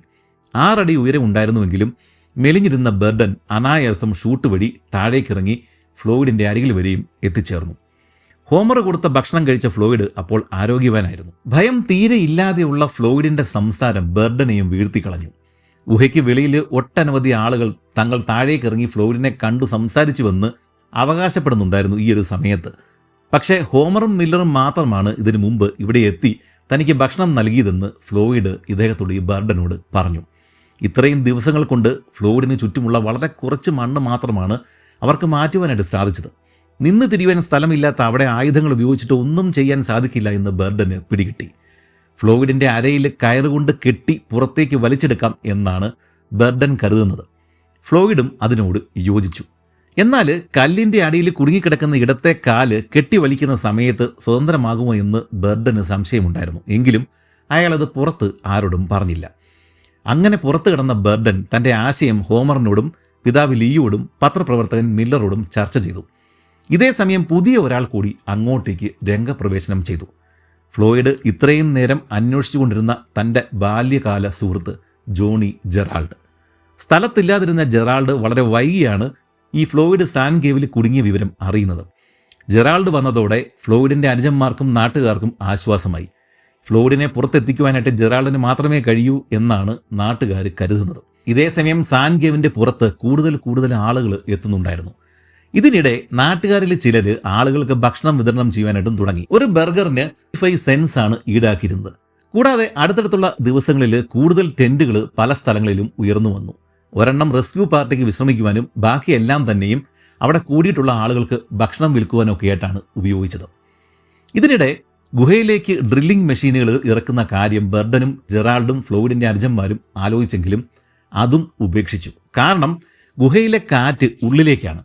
താഴേക്കിറങ്ങുന്ന വഴി എന്ത് ഡ്രില്ല് ചെയ്താലും പൊടിയും മണ്ണും ഗുഹ ഉള്ളിലേക്ക് വലിച്ചെടുക്കുകയും താഴെ കിടക്കുന്ന ഫ്ലോയിഡിന് അത് ബുദ്ധിമുട്ടാകുകയും ചെയ്യും. ഫ്ലോയിഡിന്റെ കുടുങ്ങിക്കിടക്കുന്ന ഇടത്തെ കാല് വെട്ടിമാറ്റി ബാക്കി ഭാഗം വലിച്ചു മാറ്റുന്ന കാര്യവും ചർച്ചയിൽ ഉയർന്നു വന്നതാണ്. എന്നാൽ ഇതിന് കഴിയുന്ന ഒരു ഡോക്ടർ ഈ താഴെ വരെയും എത്തിച്ചേരില്ല എന്നതും ഇക്കാര്യം മറ്റുള്ളവർ ചെയ്താലുള്ള കുഴപ്പങ്ങളും കണക്കിലെടുത്തിട്ട് അതും ഉപേക്ഷിച്ചു. കാലോടുകൂടിയോ കാലില്ലാതെയോ ഫ്ലോയിഡിനെ കെട്ടിവലിച്ച് പുറത്തേക്ക് എത്തിക്കുക മാത്രമാണ് ഏക വഴി, ബെർഡൻ ഉറക്കെ പറഞ്ഞു. എന്നാൽ ഫ്ലോയിഡിന്റെ കൂട്ടുകാരൻ ജോണി ജെറാൾഡ് ഇതിനെ ശക്തമായിട്ട് എതിർത്തു. അതിന്റെ കാരണം 1897 പൈക്ക് ചാപ്മാൻ എന്നൊരാളെ സാൾട്സ് കേവിൽ നിന്നും ഇതുപോലെ കെട്ടിവലിച്ചെടുക്കാനായിട്ട് ശ്രമിച്ചു കഴിഞ്ഞപ്പോഴേക്കും അയാൾ മരണപ്പെട്ടിട്ടുണ്ടായിരുന്നു. എന്നാൽ വേറൊരു വഴിയും കാണാത്തതുകൊണ്ട് ഇത് തന്നെ ഒന്ന് പരീക്ഷിച്ച് നോക്കാം എന്നൊരു അഭിപ്രായം അനുജന്മാരായിട്ടുണ്ടായിരുന്ന ഈ മാർഷലിനും ഹോമറിനും ഒക്കെ ഉണ്ടായിരുന്നു. അവസാനം ജോണി ജെറാൾഡിന്റെ സമ്മതമില്ലാതെ തന്നെ ഫ്ലോയിഡിനെ കെട്ടിവലിക്കുവാൻ തന്നെ അവർ തീരുമാനമെടുത്തു.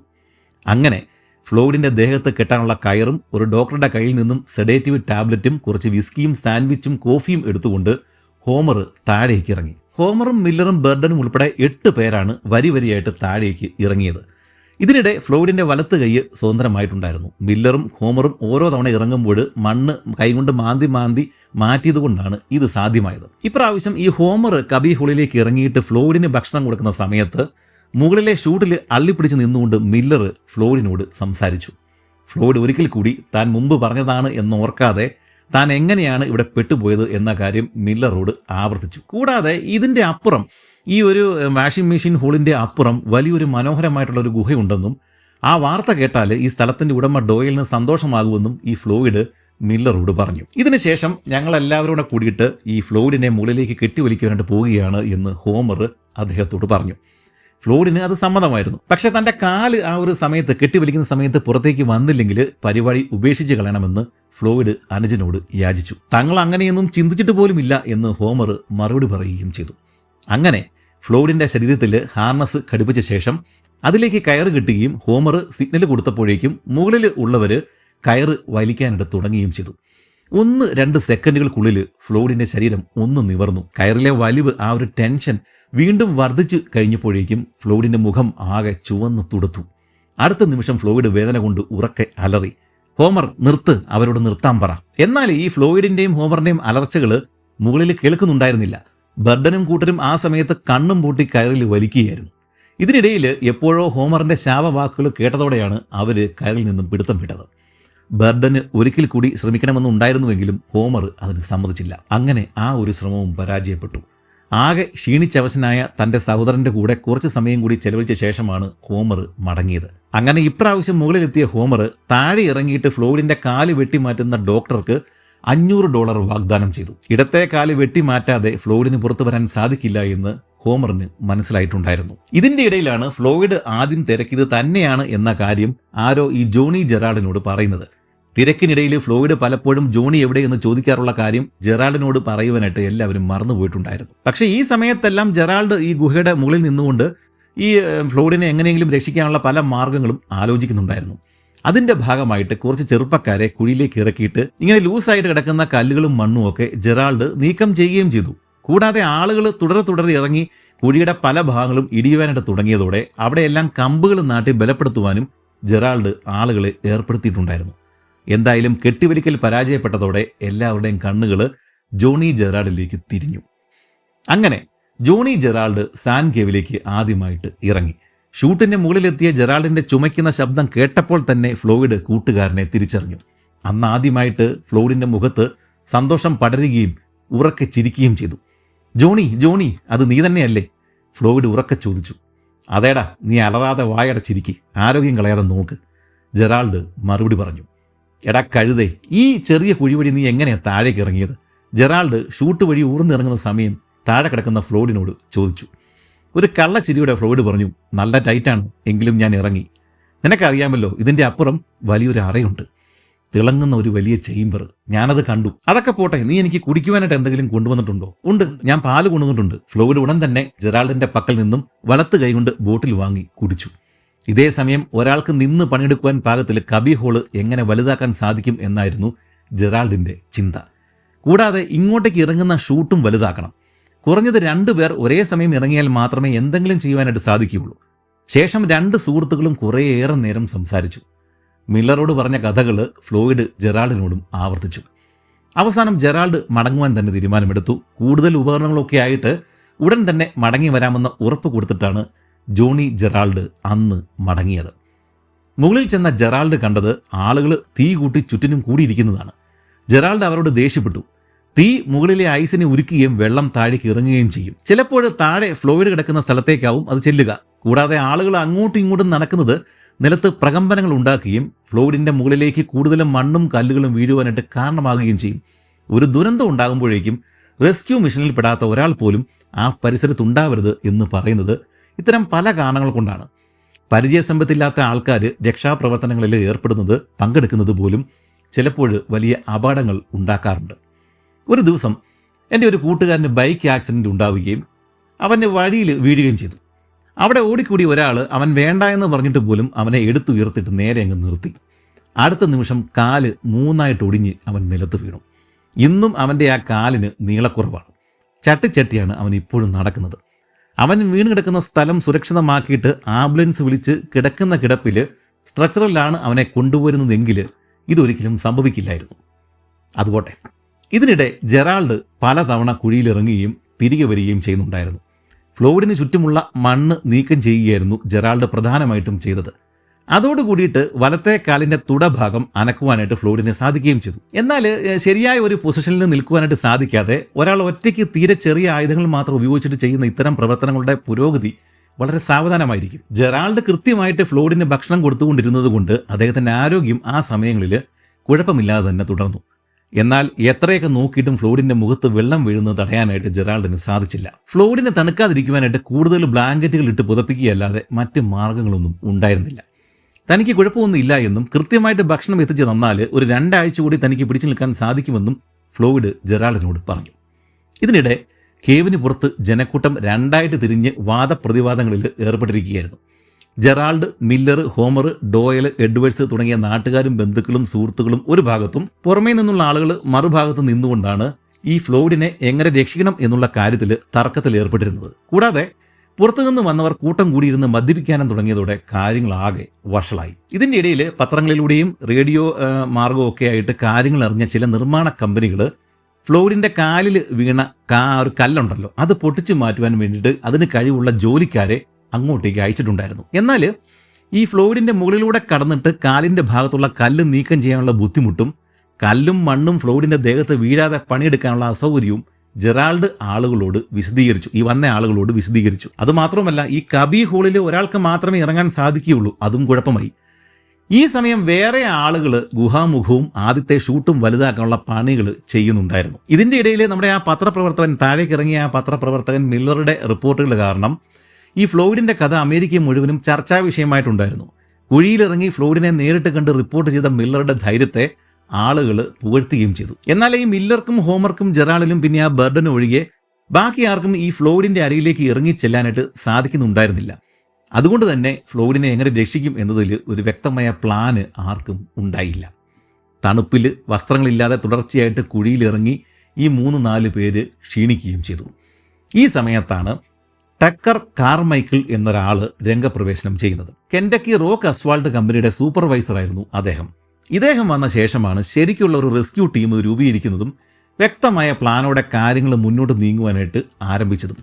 ഫ്ലോയിഡ് കിടക്കുന്നതിൻ്റെ നേരെ മുകളിൽ നിന്നും ഒരു ഷാഫ്റ്റ് താഴേക്ക് ഇറക്കിയിട്ട് ഫ്ലോയിഡിൻ്റെ കാലിൻ്റെ ഭാഗത്ത് ചെന്ന് എത്തിക്കഴിഞ്ഞാൽ കാര്യങ്ങൾ എളുപ്പമാവും എന്ന് കാർമൈക്കിൾ പറഞ്ഞുവെങ്കിലും എല്ലാവരും അതിനെ എതിർക്കുവാനുണ്ടായത്. ഇത് ആ ഒരു കുഴി ഇടിയുവാനായിട്ട് കാരണമാകും എന്നായിരുന്നു എല്ലാവരുടെയും ഭയം. തൽക്കാലം ഈ വന്ന കാർമൈക്കിളും ജോലിക്കാരും ഒക്കെ നമ്മുടെ ഈ സാൻഡ് കേവിൻ്റെ ഉള്ളിൽ തന്നെ ഇടുങ്ങിയ ഭാഗങ്ങൾ വലുതാക്കുന്ന പണി ചെയ്താൽ മതിയെന്ന് പറഞ്ഞതോടെ കാർമൈക്കിൾ മനസ്സില്ലാ മനസ്സോടെ അത് സമ്മതിച്ചു. ഇവിടെ പ്രദേശവാസികൾ ബർഡനെയും കാർമൈക്കിളിനെയും എതിർക്കുകയും അവരുടെ നിർദ്ദേശങ്ങൾ പാടെ തള്ളിക്കളയുന്നതും നമുക്ക് കാണാം. മാമത്ത് കേവിൻ്റെ പരിസരങ്ങളിൽ താമസിച്ചിരുന്ന കൃഷിക്കാരായിട്ടുള്ള ഗ്രാമീണർക്ക് പട്ടണവാസികളായിട്ടുള്ള ആളുകൾ വന്ന് കാര്യങ്ങൾ ഏറ്റെടുക്കുന്നത് തുടക്കം മുതൽ ഇഷ്ടമുണ്ടായിരുന്ന കാര്യമായിരുന്നില്ല. മാർഷലും ഹോമറും ജോണി ജെറാൾഡ് വരെയും പലപ്പോഴും പ്രദേശവാസികളുടെ കൂടെ ചേർന്നിട്ട് ബർഡനെയും കാർമൈക്കിളെയും എതിർത്ത് സംസാരിച്ചിരുന്നു. പത്രപ്രവർത്തകനായിട്ടുള്ള ഈ മില്ലറെ പോലും അവർ പല ചർച്ചകളിൽ നിന്നും ഒഴിവാക്കി. പക്ഷേ വേറെ വഴിയില്ലാതാകുമ്പോഴേക്കും ആളുകൾ തൻ്റെ ഈ ഷാഫ്റ്റ് പദ്ധതിക്ക് അനുമതി നൽകുമെന്ന പ്രതീക്ഷയിലാണ് കാർമൈക്കിൾ തൻ്റെ ജോലിക്കാരൊക്കെയായിട്ട് സാൻഡ് കേവ് വൃത്തിയാക്കുന്ന അല്ലെങ്കിൽ താഴേക്ക് ഇറങ്ങുന്ന ആ ഒരു ഭാഗങ്ങളൊക്കെ വലുതാക്കുന്ന ജോലി ചെയ്തുകൊണ്ടിരുന്നത്. കൂടാതെ ഇടിയുവാൻ സാധ്യതയുള്ള സ്ഥലങ്ങളിൽ അവർ പലകകളും തടികളും കൊണ്ടുള്ള പില്ലറുകളൊക്കെ വെച്ചിട്ട് അത് താങ്ങി നിർത്തുകയൊക്കെ ചെയ്തു. ഇതിൻ്റെ എല്ലാം ഇടയിൽ നമ്മുടെ ആ പത്രപ്രവർത്തകൻ മില്ലറും പിന്നെ എല്ലിസ് ജോൺസ് എന്നൊരാളും ചേർന്നിട്ട് 32 വോൾട്ടിൻ്റെ ഒരു ചെറിയ ജനറേറ്റർ കൊണ്ടുവന്നിട്ട് കുറേയേറെ ബൾബുകൾ മാല പോലെ നീളത്തിൽ കെട്ടിയുണ്ടാക്കി. എന്നിട്ട് ഗുഹാ കവാടം മുതൽ ഫ്ലോയിഡിൻ്റെ അരികിൽ വരെയും അവർ താഴേക്ക് അത് തൂക്കിയിടുകയും സ്ഥിരമായിട്ട് പ്രകാശിപ്പിക്കുകയും ചെയ്തു. അതോടുകൂടിയിട്ട് ഫ്ലോയിഡിന് സ്ഥിരമായിട്ട് പ്രകാശം ലഭിക്കുകയും അത്യാവശ്യം ചൂട് കിട്ടുകയും ചെയ്തു. ഇതിൻ്റെ ഇടയിൽ ജാക്ക് ഉപയോഗിച്ചിട്ട് ഈ ഫ്ലോയിഡിൻ്റെ ഇടത്തെ കാലിൽ ഒരു കല്ല് വന്ന് അമർന്നിരിക്കുകയാണല്ലോ, അതാണല്ലോ പ്രധാന കാരണം. അത് പൊക്കിയെടുക്കാനുള്ള ചർച്ചകളും പുരോഗമിക്കുന്നുണ്ടായിരുന്നു. അതിനു വേണ്ടിയിട്ട് നമ്മുടെ ഈ മില്ലർ തന്നെ കബി ഹോളിലേക്ക് ഇറങ്ങിയെങ്കിലും ആദ്യം വെച്ച ജാക്കുകൾ വലിപ്പക്കൂടുതൽ കാരണം പ്രയോജനപ്പെട്ടില്ല. ഇതിനുശേഷം കൊണ്ടുവന്ന ഉപകരണങ്ങൾക്ക് തീരെ വലിപ്പം ഉണ്ടായിരുന്നില്ല. തടിപ്പലകൾ ഉപയോഗിച്ചിട്ട് താങ്ങി നിർത്തിയിട്ട് വീണ്ടും ശ്രമിച്ചെങ്കിലും ഫ്ലോയിഡിന്റെ മുകളിലേക്ക് ചെരിഞ്ഞു കിടന്ന് അത് വേണ്ട രീതിയിൽ സ്ലിപ്പാവാതെ പ്രവർത്തിപ്പിക്കാനായിട്ട് മില്ലർക്ക് സാധിച്ചില്ല. അങ്ങനെ ഈ റിസൾട്ട് ഇല്ലാതെ കിടന്ന് പണിയെടുത്തിട്ട് അധ്വാനിച്ചിട്ട് വിയർത്ത് നിൽക്കുന്ന നമ്മുടെ ഈ മില്ലറെ നമ്മുടെ ഈ ഫ്ലോയിഡാണ് സമാധാനിപ്പിക്കുന്നത്. മുകളിലേക്ക് കയറി വിശ്രമിച്ചിട്ട് പിന്നീട് വന്നാൽ മതിയെന്ന് പറഞ്ഞ് ഫ്ലോയിഡ് തന്നെ മില്ലറെ മടക്കി അയച്ചു. പിറ്റേന്ന് വീണ്ടും താഴേക്കിറങ്ങിയ മില്ലർ ഈ ഫ്ലോയിഡിന്റെ ഇടത്തെ കാലിന്റെ ഭാഗത്തുള്ള കല്ലും മണ്ണും ഒക്കെ മണിക്കൂറിലെടുത്തിട്ട് നീക്കം ചെയ്തു. അതോടുകൂടിയിട്ട് ഫ്ലോയിഡിന് ഇടത്തെ കാൽമുട്ട് ചെറുതായിട്ടൊന്ന് അനക്കാവുന്ന ഒരു സ്ഥിതിയായി. മുമ്പ് അവർ മുകളിൽ നിന്ന് താഴേക്കിട്ട ആ സീരിയൽ ബൾബുകളിൽ ഏറ്റവും താഴത്തത് ഫ്ലോയിഡിന്റെ അരികിലാണ് ഉള്ളത്. അതുകൊണ്ട് ആ ബൾബ് കത്തി കിടക്കുന്നത് കൊണ്ട് മില്ലർക്ക് റാന്തലെടുക്കാതെ തന്നെ ഇരു കൈകളും സ്വതന്ത്രമായിട്ട് ഉപയോഗിക്കാൻ സാധിക്കുന്നുണ്ട്. അതുകൊണ്ടാണ് ഈ ഒരു കാര്യത്തിൽ ഇത്രയെങ്കിലും പുരോഗതി ഉണ്ടായത്. അതായത് ഈ ഫ്ലോയിഡിന്റെ കുറച്ച് ഭാഗങ്ങളൊക്കെ അങ്ങോട്ടും ഇങ്ങോട്ടും അനക്കാനായിട്ട് ഇദ്ദേഹത്തിന് സാധിക്കുന്നുണ്ട്. ഈ സമയമെല്ലാം ഫ്ലോയിഡിന് ഭക്ഷണവും പാലും മില്ലറും ഹോമറും ജെറാൾഡും കൃത്യമായിട്ട് എത്തിച്ചു കൊടുക്കുന്നുണ്ടായിരുന്നു. അപ്പോഴെല്ലാം മില്ലർക്ക് ഈ ഫ്ലോയിഡിന്റെ മനോധൈര്യവും മനസ്സിലെ പ്രത്യാശയും ഓർത്തിട്ട് അത്ഭുതം തോന്നി. മില്ലർ ഫ്ലോയിഡിനോട് സംസാരിച്ച സകല കാര്യങ്ങളും എല്ലാ ദിവസവും മില്ലർ അടുത്തുള്ള ടെലിഗ്രാഫ് സ്റ്റേഷനിൽ നിന്നും പത്രത്തിൽ അറിയിക്കുന്നുണ്ടായിരുന്നു. അമേരിക്കൻ പത്രപ്രവർത്തന രംഗത്ത് ഇത് ആദ്യ സംഭവമായിരുന്നു. കൂടാതെ റേഡിയോകൾ ഫ്ലോയിഡിന്റെ അവസ്ഥ കൃത്യമായിട്ട് ബ്രോഡ്കാസ്റ്റും ചെയ്യുന്നുണ്ടായിരുന്നു. ഇതും ഇത്തരത്തിൽ ആദ്യ സംഭവങ്ങളിൽ ഒന്നായിരുന്നു. അമേരിക്കയിലെ മുഴുവൻ ആളുകളും നിങ്ങൾക്ക് വേണ്ടിയിട്ട് പ്രാർത്ഥിക്കുന്നുണ്ടെന്നും സകല പള്ളികളിലും ഫ്ലോയിഡിനായിട്ട് പ്രത്യേകം പ്രാർത്ഥനകൾ നടക്കുന്നുണ്ടെന്നും മില്ലർ അറിയിച്ചു കഴിഞ്ഞപ്പോഴേക്കും അവരോടെല്ലാം താൻ നന്ദി പറയുന്നു, അവരെല്ലാം ഞാൻ സ്നേഹിക്കുന്നു എന്നായിരുന്നു ഫ്ലോയിഡിന്റെ മറുപടി. ഇതും പിറ്റേ ദിവസങ്ങളിൽ പത്രങ്ങളിൽ അച്ചടിച്ച് വരികയും ചെയ്തു. ഇതിനുശേഷം മില്ലറും ഫ്ലോയിഡും ഒരുമിച്ച് ചില പ്രാർത്ഥനകൾ ചൊല്ലി. രാത്രിയിലെ മാലാഖമാർ വന്നിട്ട് തന്നെ രക്ഷപ്പെടുത്തുന്നത് സ്വപ്നം കണ്ടുവെന്നും അവർ തനിക്ക് വയറു നിറയെ ഭക്ഷണം തന്നുവെന്നും ഫ്ലോയിഡ് ചിരിച്ചുകൊണ്ട് മില്ലറോട് പറഞ്ഞു. എനിക്ക് ഭയമില്ല, പക്ഷേ ഇതിങ്ങനെ നീണ്ടു പോകുന്നതാണ് അസഹനീയം. എന്നാൽ താൻ മണ്ണ് മാറ്റിയ സ്ഥലങ്ങളിൽ വീണ്ടും കല്ലുകളും മണ്ണും ഉരുണ്ടു വന്ന് കിടക്കുന്നത് കണ്ടിട്ട് മില്ലറുടെ ഹൃദയം തകർന്നു. മില്ലർ ഒരിക്കൽ കൂടി പുതിയ തുണികൾ ഉപയോഗിച്ചിട്ട് ഫ്ലോയിഡിന്റെ മുഖം പൊതിയുകയും കമ്പിളി ദേഹത്ത് ഇടുകയും ചെയ്തു.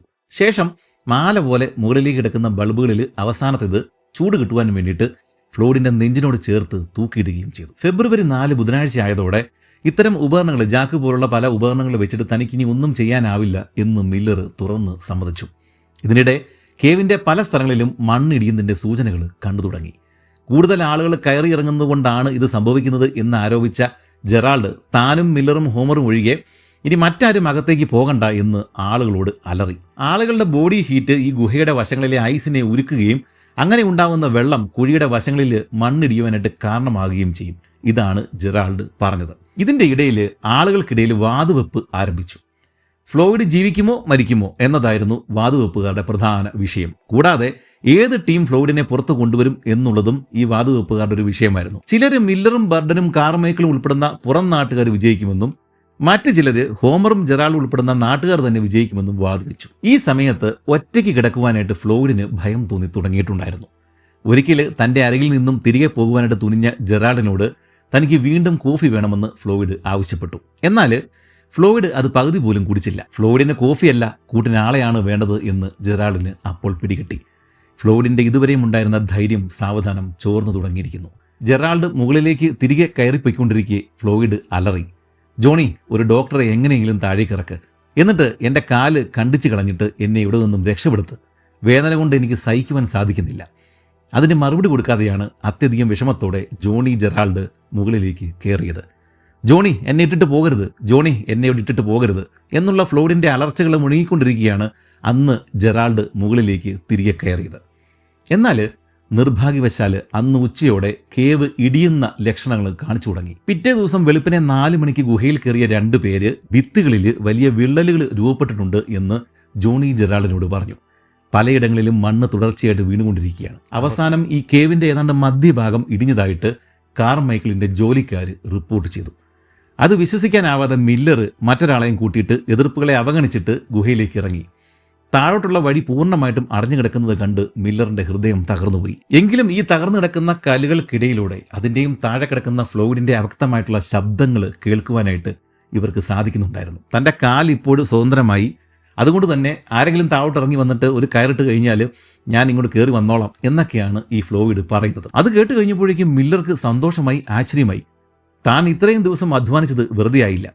ഇനി എങ്ങനെയും ഈ മണ്ണെല്ലാം മാറ്റിയിട്ട് ഒരു കയറിട്ട് കൊടുത്തു കഴിഞ്ഞാൽ ഫ്ലോയിഡിന് സ്വയം കയറി വരാം. എന്നാൽ മില്ലർക്ക് സംശയങ്ങൾ ബാക്കിയായിരുന്നു. ഫ്ലോയിഡിനോട് തുടർച്ചയായിട്ട് വേറെ കുറെ ചോദ്യങ്ങൾ ചോദിച്ചു കഴിഞ്ഞപ്പോഴേക്കും ഫ്ലോയിഡിന്റെ ശബ്ദം പതറുന്നത് മില്ലർ ശ്രദ്ധിച്ചു. അവസാനം താൻ അതേ കിടപ്പിൽ തന്നെ കിടക്കുകയാണെന്നും ആരെങ്കിലും ഒന്ന് താഴേക്ക് ഇറങ്ങി വരുവാൻ വേണ്ടിയിട്ട് താൻ കളവ് പറഞ്ഞതാണെന്നും നമ്മുടെ ഈ ഫ്ലോയിഡ് സമ്മതിച്ചു. ഈ മില്ലർക്ക് ശേഷം പിന്നെ ഹോമർ, കാർമൈക്കിൾ ഇവരെല്ലാം ആ കേവ് തകർന്നു കിടക്കുന്ന കല്ല് വീണ് കിടക്കുന്ന സ്ഥലം വരെയും എത്തിയിട്ടുണ്ടായിരുന്നു.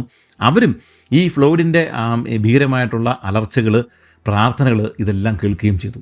അവർക്കൊന്നും ഫ്ലോയിഡിനോട് തിരിച്ച് സംസാരിക്കാനുള്ള ധൈര്യം ഉണ്ടായിരുന്നില്ല. അവസാനം ജോണി ജെറാൾഡും ഗുഹ ഇടിഞ്ഞ സ്ഥലം വരെയും ഇറങ്ങിച്ചെന്നു. വേറെ കുറേ ആളുകളൊക്കെ ആയിട്ട് അങ്ങോട്ടേക്ക് ഇറങ്ങി വന്നിട്ട് കല്ലുകൾ മാറ്റുവാനായിട്ടായിരുന്നു ജെറാൾഡിൻ്റെ ശ്രമം. ജെറാൾഡിന്റെ ശബ്ദം കേട്ടപ്പോൾ ഫ്ലോയിഡ് വീണ്ടും കരയുവാനും പ്രാർത്ഥിക്കുവാനും അപേക്ഷിക്കുവാനും തുടങ്ങി. തന്റെ പ്രിയ കൂട്ടുകാരൻ മാനസികമായിട്ട് മരിച്ചു കഴിഞ്ഞുവെന്ന് ജെറാൾഡിന് അപ്പോൾ മനസ്സിലായി.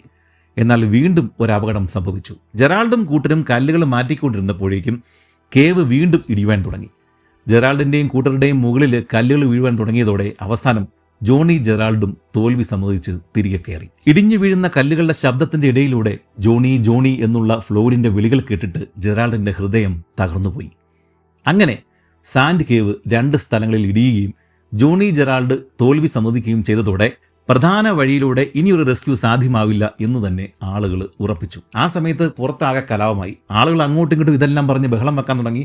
ഈ ഫ്ലോയിഡിനെ രക്ഷിക്കാൻ സാധിക്കില്ല എന്നൊക്കെ ചോദിച്ചുകൊണ്ട് നാട്ടുകാർ അവിടെ അങ്ങോട്ടും ഇങ്ങോട്ടും ബഹളം വെക്കാനായിട്ട് തുടങ്ങി. ആ ഒരു സമയത്ത് കലാപം ഉണ്ടാവാൻ സാധ്യതയുണ്ട് എന്ന് മനസ്സിലാക്കിയതോടെ ജനറൽ ഡെൻഹാർഡിന്റെ നേതൃത്വത്തിൽ നാഷണൽ ഗാർഡുകളെ കെൻഡക്കി ഗവർണർ സുരക്ഷയ്ക്കായിട്ട് അങ്ങോട്ടേക്ക് നിയോഗിച്ചു. ലോക്കൽ ചാമ്പ്യനായിട്ടുള്ള ജോണി ജെറാൾഡ് തോറ്റ് പിന്മാറുകയും ഗുഹ 2 സ്ഥലങ്ങളിൽ ഇടിയുകയും ചെയ്തതോടെ കാർമൈക്കിൾ തന്റെ പഴയ ഐഡിയ ആയിട്ടുള്ള ഷാഫ്റ്റ് ഇറക്കൽ ഒരിക്കൽ കൂടി ആളുകളുടെ മുന്നിൽ അവതരിപ്പിച്ചു. ഇപ്പോൾ സുരക്ഷയ്ക്കായിട്ട് വന്ന ജനറൽ ഡെൻഹാർഡിനും ഈ പദ്ധതിയോട് യോജിപ്പായിരുന്നു. അങ്ങനെ ഫ്ലോയിഡിന്റെ കാലിന്റെ ഭാഗത്ത് ചെന്ന് ചേരുന്ന രീതിയിൽ കുത്തനെ ഭൂമിക്കടിയിലേക്ക് ഒരു ടണൽ കുഴിക്കുവാൻ പോവുകയാണ് എന്ന് ഡെൻഹാർഡ് പ്രഖ്യാപിച്ചു. എഞ്ചിനീയർ കൂടിയായിട്ടുണ്ടായിരുന്ന കാർമൈക്കിളിനെ തന്നെയാണ് അതിന്റെ ചാർജ് ഏൽപ്പിച്ചത്. അങ്ങനെ ഹോമറിന്റെയും ജോണി ജെറാൾഡിന്റെയും എതിർപ്പുകളെ അവഗണിച്ച് ഗുഹാമുഖത്തു നിന്നും ഏതാണ്ട് 20 അടി മാറിയിട്ട് ഷാഫ്റ്റ് ഇറക്കുവാൻ തന്നെ തീരുമാനിക്കപ്പെട്ടു. അവിടെ ഈ ഷാഫ്റ്റ് ഇറക്കി കഴിഞ്ഞാൽ ഫ്ലോയിഡിന്റെ കാലിന്റെ പുറകിൽ എത്താമെന്നും അതുവഴി കാലിന്റെ മുകളിലെ കല്ല് അനായാസം മാറ്റി ഫ്ലോയിഡിനെ ഷാഫ്റ്റിലൂടെ തന്നെ വലിച്ചു പുറത്തേക്ക് എടുക്കാം എന്നൊക്കെയാണ് നമ്മുടെ ഈ കാർമൈക്കിൾ കണക്ക് കൂട്ടുന്നത്. ഡ്രില്ലുകളും ഡൈനാമിറ്റുകളും ഉൾപ്പെടെയുള്ള പവർ ടൂളുകൾ ഒന്നും തന്നെയും ഉപയോഗിക്കാൻ സാധ്യമല്ല. കാരണം അതെല്ലാം ഗുഹയുടെ ഭിത്തികളെ ഇളക്കുകയും വീണ്ടും മണ്ണിടിച്ചിലിന് കാരണമാവുകയും ചെയ്യും. പാരകളും മൺവെട്ടുകളും മാത്രം ഉപയോഗിച്ച് വേണം കുഴി കുഴിച്ച് ഫ്ലോയിഡിന്റെ അരികിൽ എത്തിച്ചേരുവാൻ. 1 മണിക്കൂറിൽ 2 അടി വെച്ച് കുഴിച്ചു കഴിഞ്ഞാൽ 30 മണിക്കൂറുകൾ കൊണ്ട് ഫ്ലോയിഡിന്റെ അരികിൽ എത്തിച്ചേരാനാവും എന്നാണ് കാർമൈക്കിൾ കണക്ക് കൂട്ടുന്നത്. ഇതിന് വേണ്ടിയിട്ട് സമീപത്തുണ്ടായിരുന്ന മരങ്ങൾ ആദ്യമേ തന്നെ വെട്ടിയങ്ങ് മാറ്റി. കുഴിച്ചെടുക്കുന്ന മണ്ണ് ഉന്തുവണ്ടികളിൽ മാറ്റുവാനായിട്ട് പ്രത്യേകം റെയിലുകൾ നിർമ്മിച്ചു. കൂടാതെ മാറി മാറി പണിയെടുക്കുവാൻ വേണ്ടിയിട്ട് 75 ആളുകളെയാണ് കാർമൈക്കിൾ നിയോഗിച്ചത്. ഈ ഫ്ലോയിഡിന്റെ കാര്യം രാജ്യം മുഴുവൻ അറിഞ്ഞതോടെ ഒട്ടേറെ കമ്പനികൾ ധാരാളം മെഷീൻസ്, ആളുകൾ, അവരുടെ ജോലിക്കാരെയൊക്കെ ഇങ്ങോട്ട് അയച്ചുവെങ്കിലും സാൻഡ് കേവിന്റെ ദുർബലമായിട്ടുള്ള ആ പരിസ്ഥിതി കാരണം ഒന്നുപോലും ഉപയോഗിക്കാനായിട്ട് സാധിക്കുമായിരുന്നില്ല. രാത്രിയിലും പകലും പണി തുടരുവാൻ വേണ്ടിയിട്ട് കൂടുതൽ ജനറേറ്റേഴ്സ്, ലൈറ്റുകൾ ഇതൊക്കെ എത്തിയതോടെ കേവിന്റെ പരിസരം പൂരപ്പറമ്പ് പോലെയായി. ബർഗർ വിൽപ്പനയും കോഫി ഉണ്ടാക്കലും വാതുവെപ്പുകളും അപ്പോഴും നിർബാധം തുടരുന്നുണ്ടായിരുന്നു. ഇങ്ങനെ ഷാഫ്റ്റ് താഴോട്ട് കുഴിക്കുവാനായിട്ട് തുടങ്ങിയ സമയത്ത് നമ്മുടെ ഈ ഫ്ലോയിഡ് കോളിൻസ് ഗുഹയിൽ അകപ്പെട്ടിട്ട് 144 മണിക്കൂറിൽ കഴിഞ്ഞിട്ടുണ്ടായിരുന്നു. കൂടാതെ ഗുഹ ഇടിഞ്ഞു പോയതുകൊണ്ട് കഴിഞ്ഞ 36 മണിക്കൂറുകളായിട്ട് ഫ്ലോയിഡിന് ഭക്ഷണമോ വെള്ളമോ എത്തിക്കാനായിട്ട് ഇതുവരെയും പറ്റിയിട്ടുമില്ല. ഷാഫ്റ്റ് എത്രയും വേഗം ഫ്ലോയിഡിന്റെ അരികിൽ എത്തിയിട്ടില്ലെങ്കിൽ പട്ടിണിയും തണുപ്പും കാരണം ഫ്ലോയിഡ് മരിക്കുമെന്ന് ഉറപ്പാണ്. എന്നാൽ മൈനിങ് വിദഗ്ധരായിട്ടുള്ള കുറേ പേര് ആ സമയത്ത് അവിടെ ഉണ്ടായിരുന്നു. അവരുടെ അഭിപ്രായത്തിൽ 72 മണിക്കൂറിൽ കുഴിച്ചാൽ മാത്രമേ ഷാഫ്റ്റ് ഫ്ലോയിഡിന്റെ അരികിൽ എത്തുകയുള്ളൂ. അതുവരെയും ഫ്ലോയിഡ് ജീവനോടെ കാണുമോ എന്നതാണ് ഉറപ്പില്ലാത്തത്. ഷാഫ്റ്റ് കുഴിച്ചു തുടങ്ങിയതോടെ മൈനേഴ്സ് പറഞ്ഞതാണ് ശരിയെന്ന് ആളുകൾക്ക് തോന്നി തുടങ്ങി. മണിക്കൂറിൽ കഷ്ടിച്ച് 1 അടി മാത്രമാണ് അവർക്ക് കുഴിക്കുവാനായിട്ട് സാധിച്ചത്. കൂടാതെ ആഴം കൂടുന്തോറും 3 പേർക്ക് മാത്രമാണ് കുഴിക്കുള്ളിൽ നിന്ന് പണിയെടുക്കാനായിട്ട് സാധിക്കുന്നുണ്ടായിരുന്നുള്ളൂ. അതോടുകൂടി പണി തീർത്തും സാവധാനത്തിലായി. ഈ സമയം ഗുഹയുടെ അരികിൽ ഒരു താൽക്കാലിക ഹോസ്പിറ്റലും പ്രവർത്തനം തുടങ്ങി. പണിക്കാർക്കുണ്ടാകുന്ന മുറിവുകളും മറ്റും ചികിത്സിക്കുവാനും അവിടെ കൂടിയിട്ടുള്ള ആളുകളെ നോക്കുവാനും ഒക്കെ വേണ്ടിയിട്ടായിരുന്നു അത്. ഇതിനിടെ ജനറൽ ഡെൻഹാർഡ് നാട്ടുകാരെ അവിടെ നിന്നും ഓടിച്ചു മാറ്റിയത് മറ്റൊരു സംഘർഷത്തിന് വഴിവെച്ചു. അങ്ങനെ 1925 ഫെബ്രുവരി മാസം 6 വെള്ളിയാഴ്ചയായി. ഫ്ലോയിഡ് മണ്ണിൽ കുടുങ്ങിയിട്ട് കൃത്യം ഒരാഴ്ച കഴിഞ്ഞു. ഒച്ചയിടയുന്നത് പോലെയാണ് ഷാഫ്റ്റിന്റെ പണി പുരോഗമിക്കുന്നത്. മില്ലർ നേരത്തെ ഘടിപ്പിച്ച മാല പോലെയുള്ള ബൾബുകൾ ഗുഹ ഇടിഞ്ഞിട്ടും ബന്ധം മാറ്റുപോകാതെ കത്തുന്നുണ്ടായിരുന്നു. ഫ്ലോയിഡ് ഇരുട്ടിലല്ല എന്നൊരു ആശ്വാസം മാത്രമായിരുന്നു അതുകൊണ്ട് ഉണ്ടായിരുന്നത്. തങ്ങൾ പുറത്ത് പണിയെടുക്കുന്നുണ്ട് എന്ന് അറിയിക്കുവാനായിട്ട് മില്ലർ ലൈറ്റ് ഇടയ്ക്ക് തെളിക്കുകയും കെടുത്തുകയും ഒക്കെ ചെയ്യുന്നുണ്ടായിരുന്നു. ഫ്ലോയിഡിന്റെ നെഞ്ചോട് ചേർന്ന് വെച്ചിരുന്ന ആ ഒരു ബൾബ് ഇപ്പോഴും കത്തുന്നുണ്ട് എന്നുള്ള ഒരു ഉറപ്പിലാണ് ഇതെല്ലാം ഇവർ ചെയ്യുന്നത്. കൂടാതെ ലൈൻ ഒരു റേഡിയോ ആംപ്ലിഫയറിലേക്ക് ഘടിപ്പിച്ചിട്ട് അതിൽ കേൾക്കുന്ന പൊട്ടലും ചില്ലലും ഒക്കെ ഫ്ലോയിഡ് ഫ്രീ ആയിട്ടുള്ള വലത്ത് കൈ ഉപയോഗിച്ചിട്ട് ബൾബിൽ പിടിക്കുകയും തിരിക്കുകയും ചെയ്യുന്നതാണ് എന്ന് ചിലരങ്ങ് പറഞ്ഞു.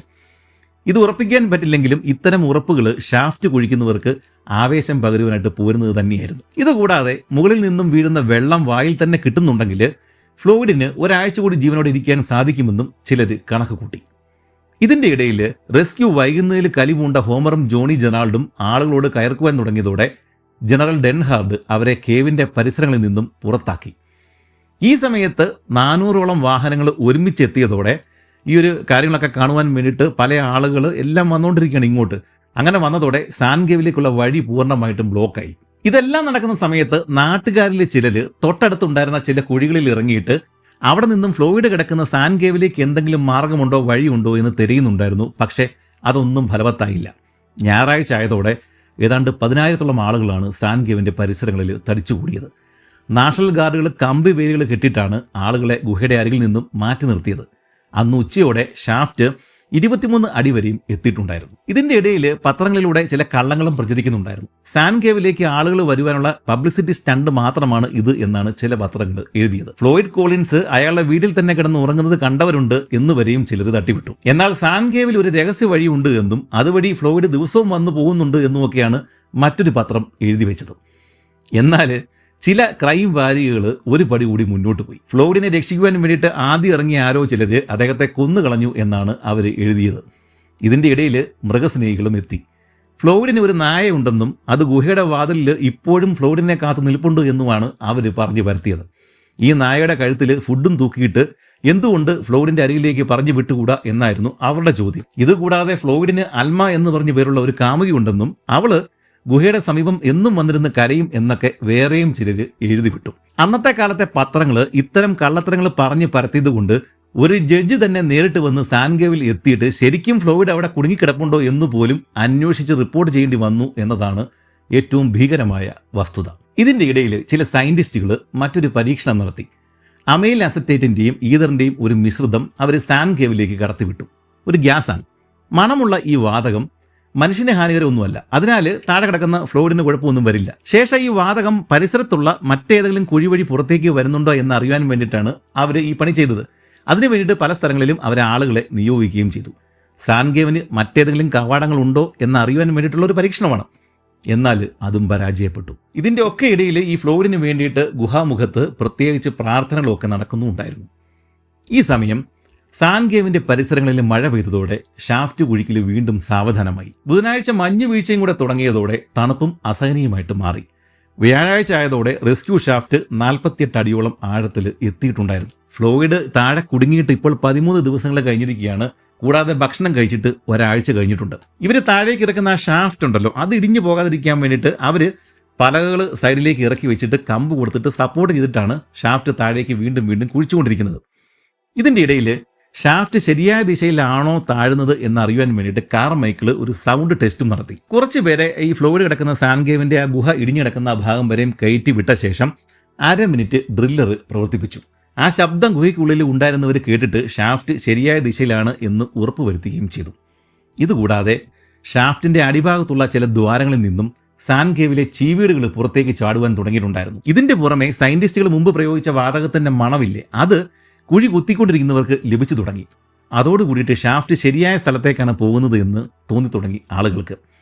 എന്നാൽ ഇതിനിടെ സാൻ കേവിലേക്ക് ഇട്ടിരുന്ന സീരിയൽ ബൾബുകൾ ഓഫായത് ആളുകൾക്കിടയിൽ മ്ലാനത സൃഷ്ടിച്ചു. പാവം ഫ്ലോയിഡ് ഇപ്പോൾ പൂർണ്ണമായും ഇരുട്ടിലും തണുപ്പിലുമാണ്. ഇതിൻ്റെ ഇടയിൽ ഷാഫ്റ്റിൻ്റെ ഏറ്റവും താഴെ കുഴി കൊത്തിക്കൊണ്ടിരിക്കുന്ന ആളുകളുണ്ട്. 2-3 പേരേ ഉള്ളൂ.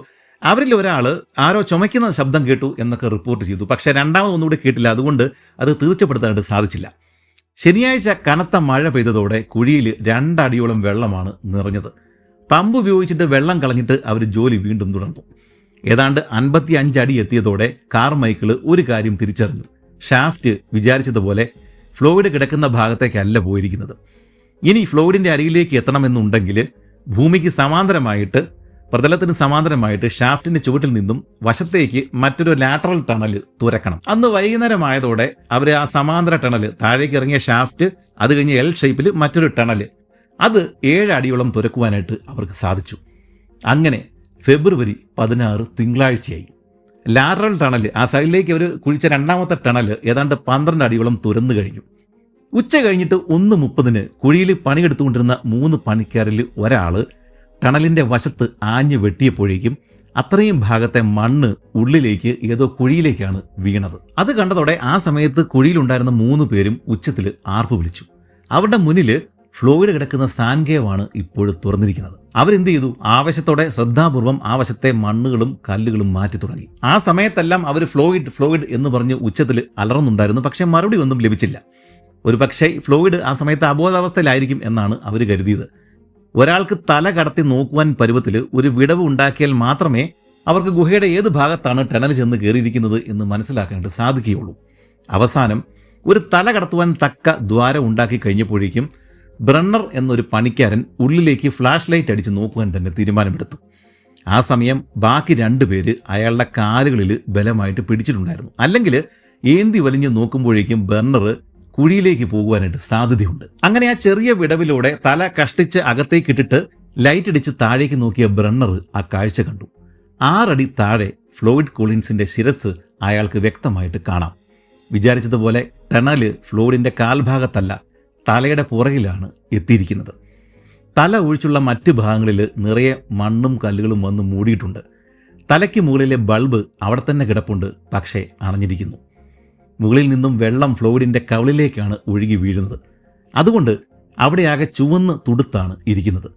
ഇടത്തെ കണ്ണ് പൂർണ്ണമായും അടഞ്ഞിട്ടുണ്ട്.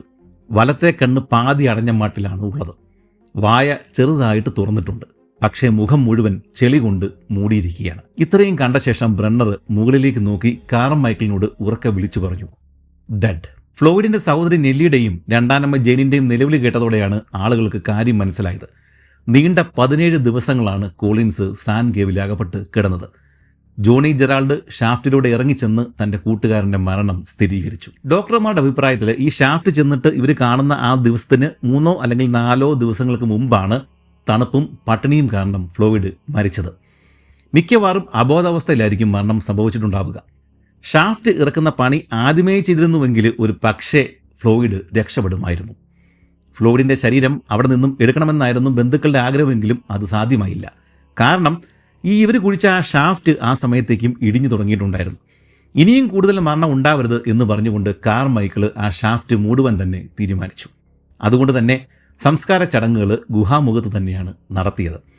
എന്നാൽ 2 മാസങ്ങൾക്ക് ശേഷം ഫ്ലോയിഡിന്റെ അനുജൻ ഹോമറും കൂട്ടുകാരും വീണ്ടും ആ ഷാഫ്റ്റ് കുത്തി തുറക്കുകയും ഡൈനാമിറ്റ് ഉപയോഗിച്ചിട്ട് പുതിയ ടണൽ തുരക്കുകയും 1925 ഏപ്രിൽ 23 ഫ്ലോയിഡിന്റെ ശരീരം പുറത്തെത്തിക്കുകയും ചെയ്തു. ഗുഹയിലെ പ്രത്യേക അവസ്ഥ കാരണം ശരീരം അപ്പോഴും ജീർണിച്ചിട്ടുണ്ടായിരുന്നില്ല. അതുകൊണ്ട് തന്നെ ശരീരം എംബാം ചെയ്യുകയും പൊതുദർശനത്തിന് വെക്കുകയും ചെയ്തു. ഇതിനുശേഷം അതേപടി ഈ ഫ്ലോയിഡിനെ കോളിൻസ് ആ ഫാമിലിയുടെ അവരുടെ ഫാമിൽ സംസ്കരിക്കുകയും ചെയ്തു. എന്നാൽ പിന്നീട് പിതാവ് ലീ മക്കളോട് ചോദിക്കാതെ തൻ്റെ ഫാമും ഫ്ലോയിഡ് കണ്ടെത്തിയ ക്രിസ്റ്റൽ കേവും മറ്റൊരാൾക്ക് മറിച്ചു വിറ്റു. അയാളാവട്ടെ ഫ്ലോയിഡിന്റെ ബോഡി ക്രിസ്റ്റൽ കേവിൽ ഒരു ഗ്ലാസിന്റെ ഉള്ളിൽ ആളുകൾക്ക് കാണുവാൻ പാകത്തിൽ പ്രദർശനത്തിന് വെക്കുകയാണ് ചെയ്തത്. എന്നാൽ 1941 മാമത്ത് കേവ് നാഷണൽ പാർക്ക് രൂപീകരിച്ചതോടെ അടുത്തുള്ള ഗുഹകളും സ്ഥലങ്ങളും സർക്കാർ വില കൊടുത്തു വാങ്ങി. അങ്ങനെ 1961 നമ്മുടെ ഫ്ലോയിഡ് കോളിൻസ് കണ്ടെത്തിയ Crystal Cave Mammoth Cave National പാർക്കിന്റെ ഭാഗമായിട്ട് മാറി. അങ്ങനെ വന്നു കഴിഞ്ഞപ്പോഴേക്കും ഈ ഫ്ലോയിഡിന്റെ കുടുംബം, ആ സമയത്തുണ്ടായിരുന്ന ആളുകൾ ഫ്ലോയിഡിന്റെ ശരീരം യഥാവിധം വീണ്ടും സംസ്കരിക്കണമെന്ന് ആവശ്യപ്പെടുകയും അവസാനം 1989 നാഷണൽ പാർക്കിനകത്ത് തന്നെയുള്ള ബാപ്റ്റിസ്റ്റ് പള്ളിയുടെ സിമിത്തേരിയിൽ ഫ്ലോയിഡിനെ അടക്കം ചെയ്യുകയും ചെയ്തു. മാമത്ത് കേവ് നാഷണൽ പാർക്കിൽ പോയാൽ ഫ്ലോയിഡിന്റെ പഴയ വീടും സിമിത്തേരിയും ഫ്ലോയിഡ് കണ്ടെത്തിയ ക്രിസ്റ്റൽ കേവും ഫ്ലോയിഡ് കുടുങ്ങിയ സാൻ കേവും നമുക്ക് കാണാനായിട്ട് സാധിക്കും. ഇതിൽ സാൻ കേവ് ഈ ഫ്ലോയിഡ് കുടുങ്ങിക്കിടന്ന് മരിച്ച സാൻ കേവ് എന്നേക്കുമായിട്ട് അടച്ചിട്ടിരിക്കുകയാണ്. ഫ്ലോയിഡ് കോളിൻസിന്റെ ശവകുടീരത്തിൽ greatest cave explorer ever known എന്നാണ് എഴുതിയിരിക്കുന്നത്. ഇത് ഫ്ലോയിഡ് ജീവിതകാലത്ത് നടത്തിയ നേട്ടങ്ങൾ കൊണ്ടല്ല, മറിച്ച് സാൻ കേവിൽ കുടുങ്ങിക്കിടന്നപ്പോൾ കാണിച്ച അസാമാന്യ ധൈര്യത്തെ മാനിച്ചിട്ടാണ് അങ്ങനെ എഴുതിയിരിക്കുന്നത്.